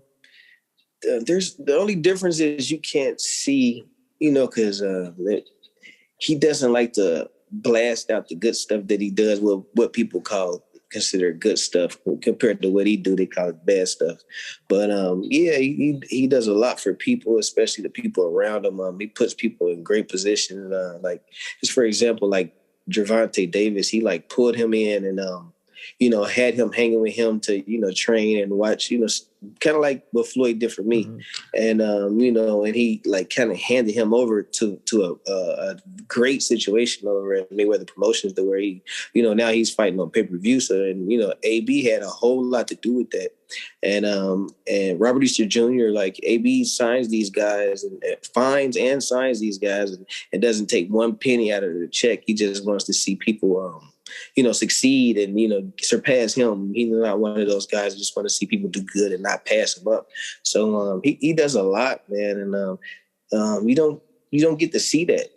People don't highlight that, in the media. They, people love negativity. It sells a little faster than positivity. Right. Obviously he's coming off a pretty long layoff. I mean, I think a lot of fighters, he's not the only one because of the pandemic and everything, has obviously put an extension on all these layoffs for these fighters. But his last fight was obviously against Manny Pacquiao.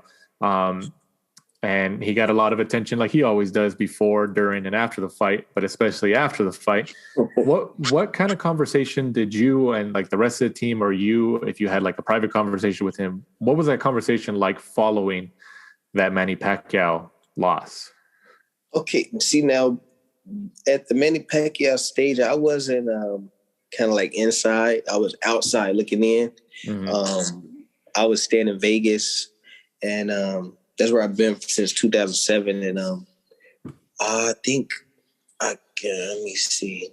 The talk that I had with him, I think he might have, right that night, I went to the fight, of course, but that night, emotions are kind of high, and, people are, they could be depressed about their loss or whatever. And I was kind of getting that vibe. He wasn't in the best spirits, Right. as we expected.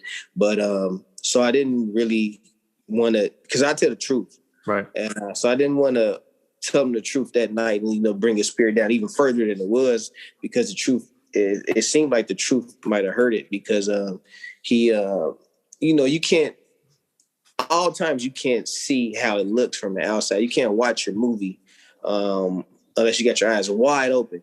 And even then, sometimes you can't. But he thought that the fight was closer than it was, and that he won some rounds that he didn't win, in my opinion.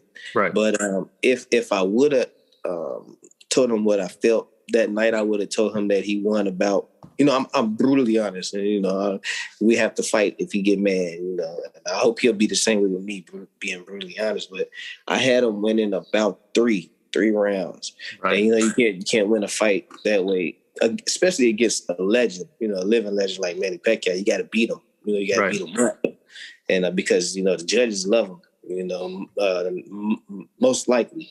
So that's what I would have told him. But, hopefully he got some real good friends around him and family that tell the truth too. Not everybody is gonna, and everybody knows boxing, that's around and that can honestly score, and they don't know how to be unbiased in the moments when around a loved one. So, but me, I'm gonna tell the truth, and I thought he won about 3 rounds, give or take 3. How important do you think as a coach, and obviously being a part of a team, like, for example, like somebody like Adrien Broner, how important is for fighters to surround themselves with, people like you who can tell them the truth? Because obviously, as your profile grows, there's some people who kind of want to jump on the bandwagon and just to be a part of the ride. And they'll kind of tell you everything you want to hear, which can kind of backfire sometimes. But for, you're saying that you're able to talk to him and honestly, and really tell him the truth, whether he likes it or not. How important is it for fighters, professional fighters especially, to have people like that in their team? I think it's vital to any progression that needs to be made, or because you have to be told the truth, man, and that's how you get better. If someone's, say you're in a gym and you're sparring, and So you sparred 10 rounds and you tell your guy that he won 8 of them and he really only won 2. He's going to take that same stuff that he was doing in the gym that he was doing in those 10 rounds, and he's going to take it into the ring, and the judges are only going to give him 2, most likely 2 out of 10. And how can you win like that? And then you're going to talk crazy to the judges and the commentators that's doing the post-fight interview, and it just it's going to look crazy. And you don't want to look crazy. You want to look like you know what you're doing. You want to look like you got a strong, smart, honest team behind you. And that goes with anything in life. That's, if you out here running the streets wild and you're riding around with guns and you don't got no license, suspended license, just stupid stuff. If you don't have people around you telling you that that's a mistake and that's wrong, and instead of people telling you that it's right, then, you're not going to get better at anything. So you have to have people around you to tell you the truth, and they need to know the truth first. Obviously, like we mentioned earlier, he's fighting this Saturday, the 20th of February on Showtime from the Mohegan Sun Casino in the state of Connecticut. How's training camp been? I know you kind of touched on it here and there, but in terms of sparring, how he's been looking, especially the last 2-3 weeks, how's it overall been for his fight? Well, like I said, we started in October 21st. It was like the first day of training. So 4 months. It's a long training camp, but he had 2 years off. 2 years and a month it'll be come fight night, and so he needed more time, of course, to lose some weight, to shake the ring rust. And training camp has been going great, man. I've been working hard, injury free. I think he's been on supplements and healthy things for the body that he's never done before. So his body's probably feeling like younger than it was before he even left the ring last versus Manny Pacquiao. He definitely looks it and he's acting like it. Sparring's been great. I don't see any ring rust at all. He probably will look. Well, I don't want to talk too crazy, but he'll look just as sharp as he did versus Manny or some of his more sharper fights before that. Right. And that's, to me, that's insane, because that was the goal, though. I like challenges. I like to do crazy stuff that people wouldn't even think that you could pull off. And I think people will agree that he's going to look sharper than he did before he left. And that's great to me. Gerald, I know that in his last couple of fights, he kind of got criticism for not throwing a lot of punches. Is that something that you've looked at? Oh, for sure. That's without saying, man. And I'm sure he's heard it way more times than we have. And with the drill, like that. Me and Floyd, the drill that Roger used to have me and Floyd doing, the mid drill, and I do it, and I make him throw just as many punches that Roger made us throw, even more, and I added way more components to it, and it's like you accidentally throw punches, in sparring and on the bag, you just and you walking through the grocery store shopping and you just throwing punches and you got to go catch the cart because you got yourself throwing punches. So I think that all the stuff that we talked about and we actually put into motion in the gym is gonna leak over into the fights, because it has been in the sparring. So just February 20th, man, is gonna be a great day, man. You get to see a new Adrien Broner, man, a better version of himself, man. And he's definitely letting his hands go, and I can't wait to see it. I can't wait to see it, because to be honest, you don't know. You honestly don't know. And he probably knows, how he's going to let his hands go, but nobody else knows until that night. So I can't wait to see it. It's like kind of like waiting on the Christmas gift, man. I can't wait to open it. I'm excited. After this fight, Gerald, will we see him down at 135? I don't know how fast, but I have high hopes for that. And he told me that it's very possible. Very possible. I don't know about right after this one, because I think he got plans on getting the title at 140. So he may stay here for, a few. And then we'll think about what's next after he grabbed the title. How many times would you like to see him fight this year? I would like to see him fight February 20th. March. May. I would like to see 4, but that'll be a stretch. That'll be like, 1999.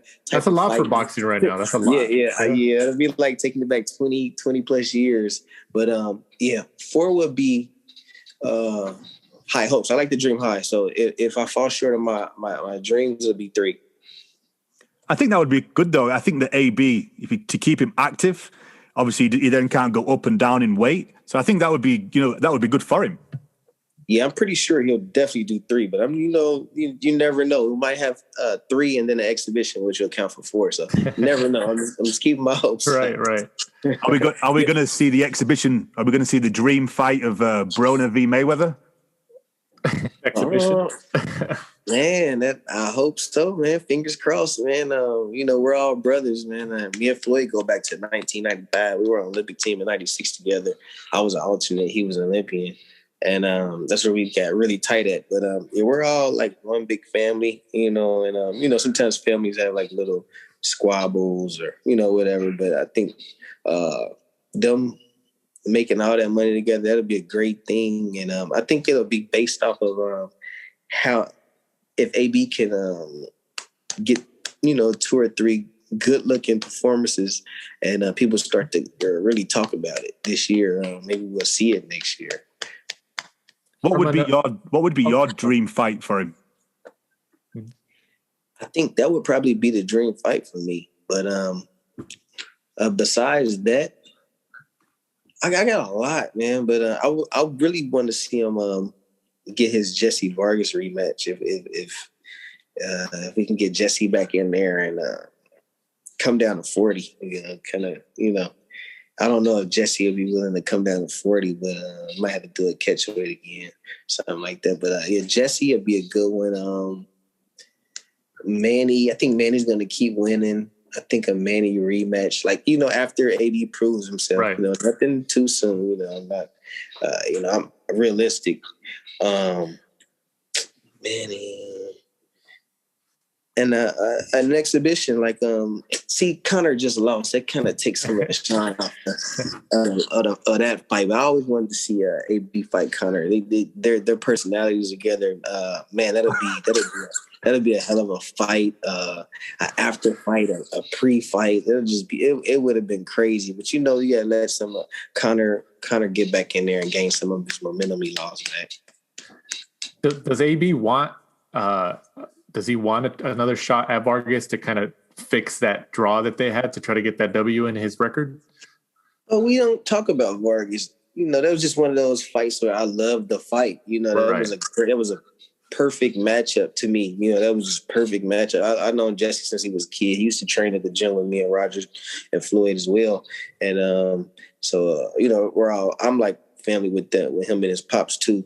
But so I just like that fight, and I watched it. I was a fan, watching it at home, and of course cheering for AB. And I just seen he let half of the fight go without getting serious. And I just know what a 12-round fighter, a 12-round AB would look like instead of a 6-round AB. Gerald, have you spoken about fighting Regis Prograis? I see that they've gone back and forth on social media. No, not at all, man. I really don't like to get into when people start calling people out and hoping for fights, because a lot of it's like it don't really make too much sense. Like they're calling him out on while he's inactive and he don't have a streak and he's not he wasn't on the right path as far as winning and letting his hands go and stuff like that. So I want to see if those same people be calling him out once he's, he gets on the right track and he starts letting his hands go. He starts putting people on their ass, And now if that happens, then I'll of course I'll think about the fights, but I don't like the Ivan Redkach and Regis. I don't really give it too much attention. I don't give it too much mind because it just don't feel genuine to me. You know, I'm a real dude. It just don't feel really real to me. It seems like a kind of like not bullying, but it's just picking on somebody. You know. From a nutritional standpoint, Gerald, do you still feel that AB should go down to 135 from a health and nutritional standpoint? I'll see Friday when he steps on the scale. But right off the bat, I'll say 35 will be pushing it. Right. You know, it'll be not pushing it, but like pushing him. Mm-hmm. And what I mean by that is it may hurt, you know, to make it. And of course, you know, fighters hurt. You know, we do this shit, and you know, some people be real drained at the weigh-ins, and they get in the ring and they kick ass. But you know, I think 35 will be pushing it, but we'll see. You know how he looks at 40. You know, this coming weekend. As of today, how's the weight cut? Is he on weight, or is he like maybe a pound or two away? Gotta keep that confidential. He's looking good. He's sharp. He's healthy. He's eating salmon and asparagus for dinner, and he's drinking as much as he wants, and everything's going good right now, man. It's perfect. So everything's on schedule. Keeping him away from that prison spread. Yeah, man. I keep telling him, man, you're at home. You're not in jail, man. Eat like you have a chef. Yeah, we got a great chef, man. Shout out to him, man. Elliot Buckley, man. He's doing his thing. He cooks delicious food for AB, man. And me too when I need it. I'm vegan, but he looks out and the food is delicious, man, and healthy as well. But yeah, telling me you got a chef, man. Quit just digging in the cabinet and just grabbing pickles and tuna and corn and just throwing stuff together, man. It's disgusting. That stuff you eat, you know, when you have nothing, when you have to eat that. You know? Right. To scrape by, right. So as we mentioned, he's fighting this coming Saturday on Showtime. The opponent is Giovanni Santiago, who's actually making his United States debut over here in America. You as a coach for AB and all these different aspects of his camp. What do you know about Santiago? Well, of course I watch his style. I don't really know too much about him. Like you said, it's his American debut coming up. So, you know, we ain't really had a chance. He's under the radar, you know, before we get the opponent name. But I watched him. He's durable. He's rugged. He's coming to win. He's hungry. He has a 0. I'm sure he wants to keep it. But can't say too much about him because it may give up strategy for a game plan. But yeah, he's going to be a tough cookie, and it's going to be fun to solve him. What's your opinion on because obviously AB is the draw here in this fight. He's the bigger name. You know, I don't think it's a lie to say that people are going to tune in to see AB for this fight. He's the marquee name in this matchup. Like a lot of his fights. And Santiago, like you said, you know, there's not too much info on him. He's making his stateside debut. So he's kind of an unknown. We just before you came on here with us, we talked about Josh Warrington over here in England or London this past weekend on, I believe, the zone fight. He just suffered his first professional loss against Mauricio Lara. Which was a surprise, you know. And Warrington was the A side; he was the bigger name, you know. That you know they kind of looked at him like as a tune-up to get back in the rhythm and stuff like that. You know, how do you keep somebody like AB or for example, or just a fighter in general, from thinking like that and keeping that mentality and saying, oh yeah, I'm way better than this guy. I can just run right past him. Like, how do you keep a fighter in line to look at every opponent the same? Well, for me, I just, what I do is I'll show them an example of how the worst can beat the best. And it'll be like let's say the Nuggets when they weren't doing good, the Denver Nuggets when they weren't doing good, and they could beat the Los Angeles Lakers with LeBron. Not this year's Jamal Murray almost beat him, man. Jamal Murray almost beat them. Yeah. Yeah, like that's a perfect example. Like you can have the worst record, worst team, as they say, in any sport, and they can get the win. And then a lot of that is from the other team, the better team, feeling too cocky, not preparing. They got a line of girls in the hallway the night before the game, and they just really, Mike Tyson, Buster Douglas. You could just overlook and just think everything's cool, and you cannot do that. That's a no-no, because and my saying is the best, the worst can beat the best, and if you keep that in mind. But we trained for as if he's gonna fight you name him. We trained as if he was going to fight Earl, Right. So we're ready for whatever. We didn't train for like a soft touch or anything like that. We're not like playing it safe or okay. No, he's been working his ass off. He hasn't missed a day. He probably missed like 1 or 2 days in 4 months, and that's just to rest and recover. We take Sundays off, but every now and then you'd be like, I'm gonna take this day off, Right. I'm extra sore, I'm gonna get a massage. But we missed but 1 or 2 days in 4 months besides our Sundays. So we're in tip top shape, man. He's got thousands of punches in his book bag. Gerald, does it help that you've kind of got Robert Easter Jr. also on the card and Rashid Warren, so kind of the whole team's fighting at the same time? Yeah, man, they're really like tight like brothers, and this is not like the same how people hang and they just say tight like brothers. No, they're really like brothers, and and they were like raised like in the same household. How tight they are and how much they listen to each other and they vibe off each other's energy. And today, if you'd have been to the gym today, you'd been like, wow, that's crazy. Like, wow, somebody's seriously on the bag working on strategy. They peek over and see something and say, come on, Rashi, come on, Robert, come on, AB, do this, get your hand up, do this, elbows in.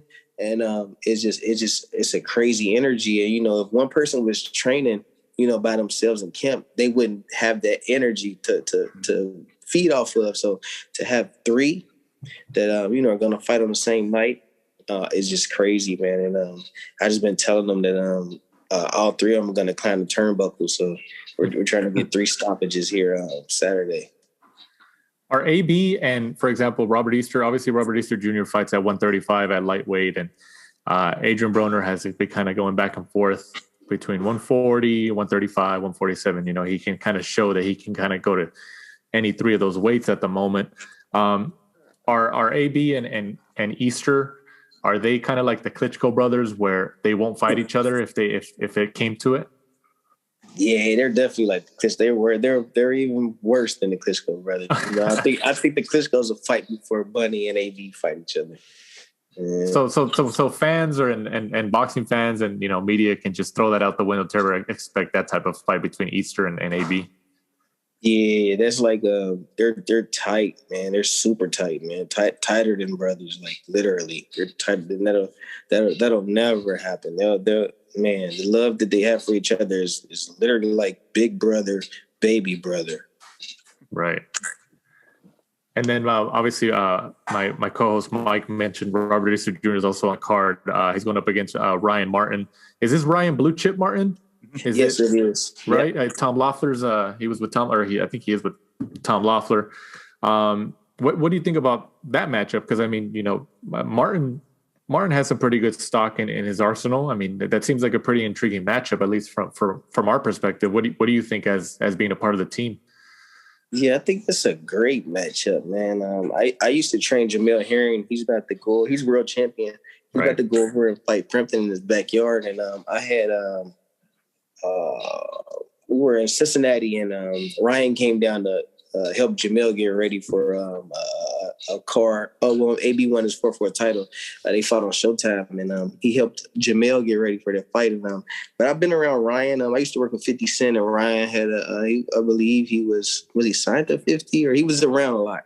Right around that time, and so Ryan's he's a good fighter, man, and that matchup is actually like I'm like can't wait to see it. Of course I'm Team Easter, but it's definitely going to be a great fight to watch. Like the fans should be pleased with that matchup, man. It's like perfect. It's like it's hard to even explain, man. Like I'm surprised that they're at this point in their career where they can match up right now. Yeah, when I saw that that matchup was made, when we had talked about it off air, I thought that came out of nowhere. I was just like, oh wow, because if you look at it, at least from our perspective, Robert Easter is still very dangerous at 135. He even when he lost to Mikey Garcia, he was fighting well up until that point. It was a very entertaining matchup. And Ryan Martin, this is obviously I think this is the most significant opponent he's had up until this point. So either way, whoever wins, I know you're Team Easter, but whoever wins, it's a good name to have on the resume, if that makes sense. I agree. Yeah, I definitely hear what you're saying for sure. There's two good names going up against each other. Both on one loss, right? Both one loss. Yeah. It's a great matchup, man. They're both around the same height. It's a great, same range, kind of like same styles. It's crazy, man. It's going to be a good fight. Absolutely. And then, like Mike mentioned, Warren is also on that card, 17-3 against Sharon Carter. What do you think about this matchup? Nuke is that's his nickname. Nuke, we call him Nuke since he was a baby. Or Baby Pitt is his fight name. But Nuke is he's a special fighter, man. He's the only 3-time American Olympian in the sport of boxing. And that's insane to even accomplish that. And it's because of his skill level. And when he's on his A game, he's like, man, he's a beauty to watch, man. And he's on his A game. And so I think he's going to, there's going to be some hands waves, and he's going to climb up the turnbuckles, and he's going to put on a great performance, and he'll be on TV real soon, man. What's his ceiling, in your opinion? Say again? What's his ceiling? Like how high can he go? In those little smaller weight classes, it really depends on the weight classes. It's not really like the fighter to me. These days, back in the day, it was different. Right. Ricardo Lopez and Michael Carvajals and Paulie Ayala's. It was a little different back then, but these days, all the attention is, up. It ain't even. It's 30 now. It used to be 22 and 26, but it's like 30 and up now to me. And so I think it's on the division, but maybe somebody will step out and, kind of be crazy like AB is, and then they'll draw some attention to the division, and they'll start getting some shine as a whole, But I think the ceiling, not just for him, but for all fighters in those smaller divisions, is just going to be their mouthpieces. Right. No, yeah, absolutely. I definitely agree. And then you mentioned earlier in our conversation, you were growing up, you were a big fan of the Mexican fighters, Julio Cesar Chavez, Ricardo Finito Lopez. Also this weekend is an all-Mexican clash between Miguel Berchelt and Oscar Valdez. You as a fan, what do you think about that matchup? I like see now Valdez is working with Canelo's trainer, right? Right. And I'm like more like old school. Like one of my favorite trainers is Nacho. So I like real fundamental trainers. I'm the same way, on the black swaggy type of side. Yeah. But I respect everything. But I'm leaning towards wanting Berchelt to win. But I'm a Valdez and Canelo fan, and their trainer it was Reynoso, right? Valdez, yeah. Yeah. Eddie Reynoso, yeah. Right, yeah. I'm a fan of his as well. So I'm torn, man. But the matchup is going to be crazy. It's just it's unfortunate that it's same day as ours because I'm gonna have to watch it, not live. So I'm looking forward to it. It's going to be a great fight. But ours is going to be better, of course. Do you think a fight like this goes the distance, Valdez and Burchell? No, I think somebody's gonna fade mentally and wave the white flag, and not like literally, but enough for the referee to step in. Right. I don't want to say who, but I think somebody's going to fade mentally and then it'll show physically. Right. Absolutely. A lot of people have talked about this fight in terms of being a 50-50 fight, or at least it's going to, on paper, it should be, an entertaining matchup between two Mexican warriors like that. And both of them should bring out the best in each other when they both step inside that ring. In regards to that aspect, who can bring out the best in Adrien Broner? If you had the ideal opponent between 140 and 147, for example, who do you see? I would love that matchup. I think it'd be entertaining on both sides, and it would bring out the best in Adrien Broner. You say from what weight classes? Let's just say 140 to 147 for now. 47. Bring out the best AB. I would love to bring Ricky Hatton out. Really? The Ricky Hatton in his prime. Yeah. Let me think of somebody like that. Somebody like that, man. Tough as nails. Who's like that right now? Around that, that's gonna sit right there, they're willing to bang with you no matter what you bring. They ain't scared of shit. I can't think of nobody right there around that division that fights like that. 47. Yeah, man. I actually can't think of anyone that'll bring the best out of them because I would want to see him sit right there in the middle of the ring in the telephone booth and just like him and DeMarco did. But DeMarco was the threat back then, and he wasn't scared of shit. So he was willing to sit right there with the can man and do that. So if there's anybody out there like that, I just can't think of it right now. Maybe see, he's too small. Linares would be a good matchup. Mm-hmm. But someone like that style, Right. If and Sean Porter, another Sean Porter rematch, I think that would be interesting. I mean, AB did knock him down towards the end and created some drama there. See that matchup? Porter is awkward. He was a middleweight in the amateur, so he's like, that isn't ideal for me. He's literally. AB's already disadvantaged at 147 anyway. He went up from 35 all the way up there. That's 12 pounds, 2 divisions.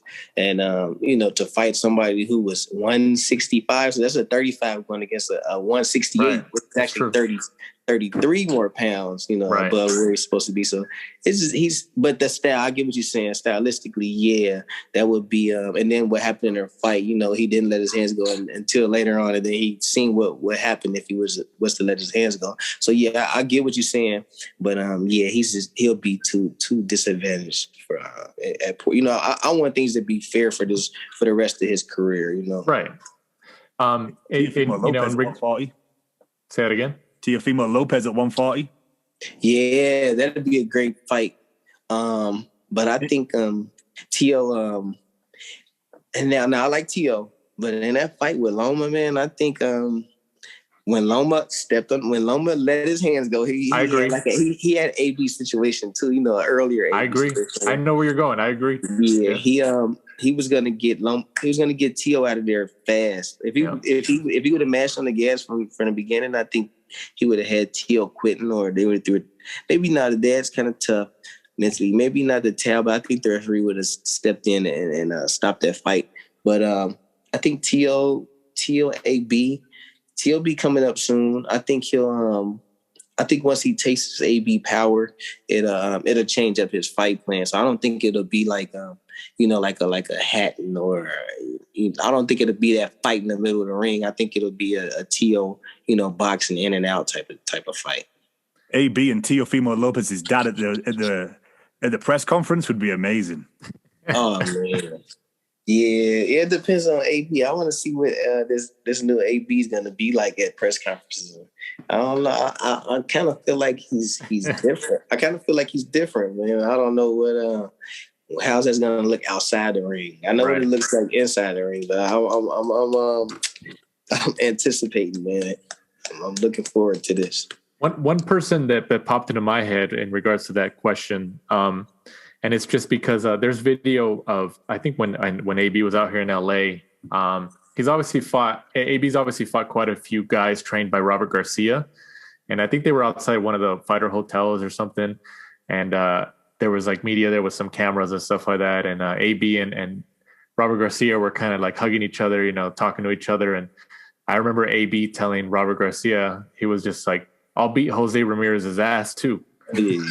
I remember that. I've always remembered that. So I've always think like, you know, like Jose Ramirez, Mexican fighter, you know, he trained by Robert Garcia. He could, you know, he usually produces pretty exciting fights.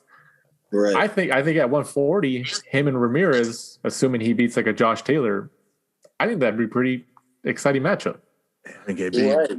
Yeah, win or lose versus Josh Taylor, I think that'll be an exciting fight with AB.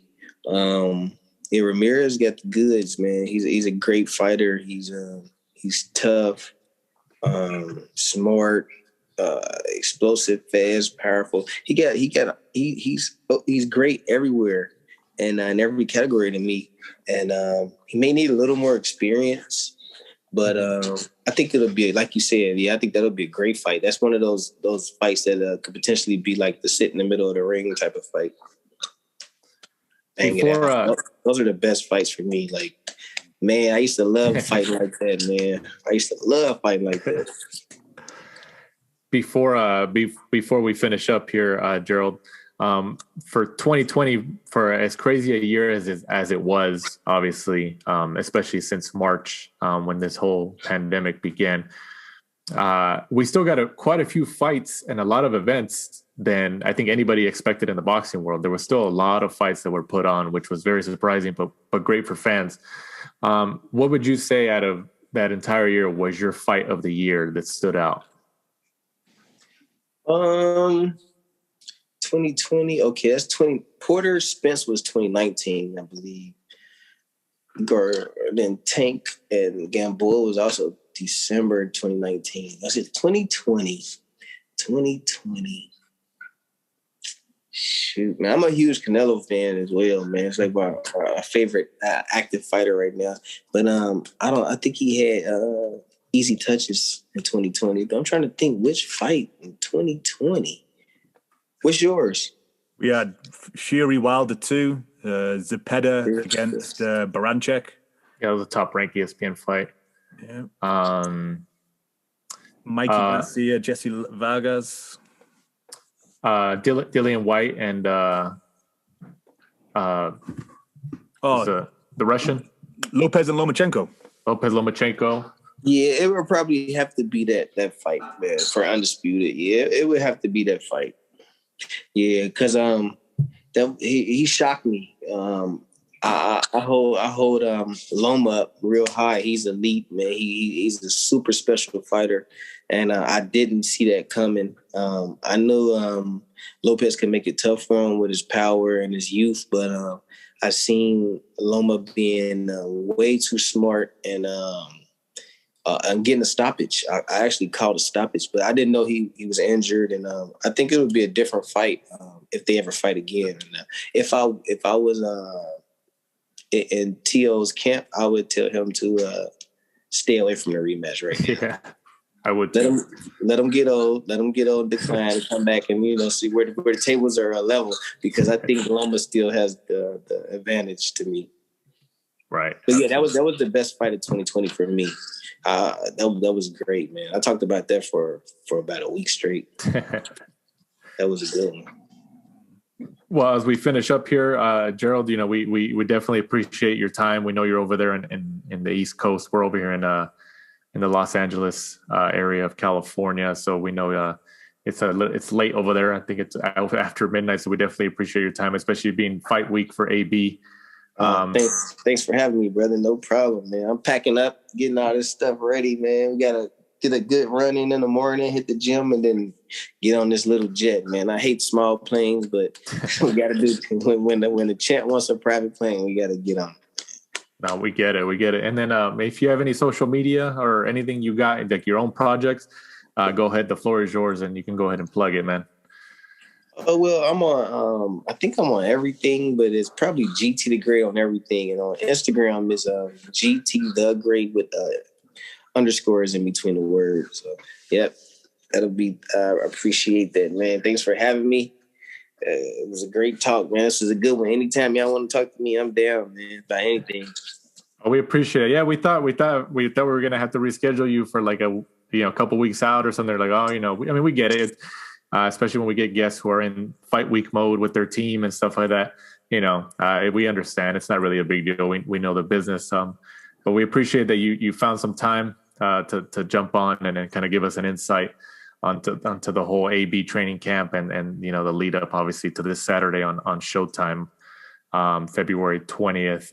And Mike, before we sign off here, go ahead and let our listeners know where they can find us. We're at The Last Round 12 on Instagram and Twitter. And then obviously be sure to join in next week. We'll be reviewing 3 knockouts by Rashid Warren, Robert Easter Jr. and AB. There it is. Best case scenario. So for our guest of the week and Gerald GT Tucker, for my co-host Michael Shepard, I'm Danny Z. This is The Last Round. Thanks for supporting and listening to the show. Follow us at The Last Round 12 on social media. Rate, review, and subscribe. This is The Last Round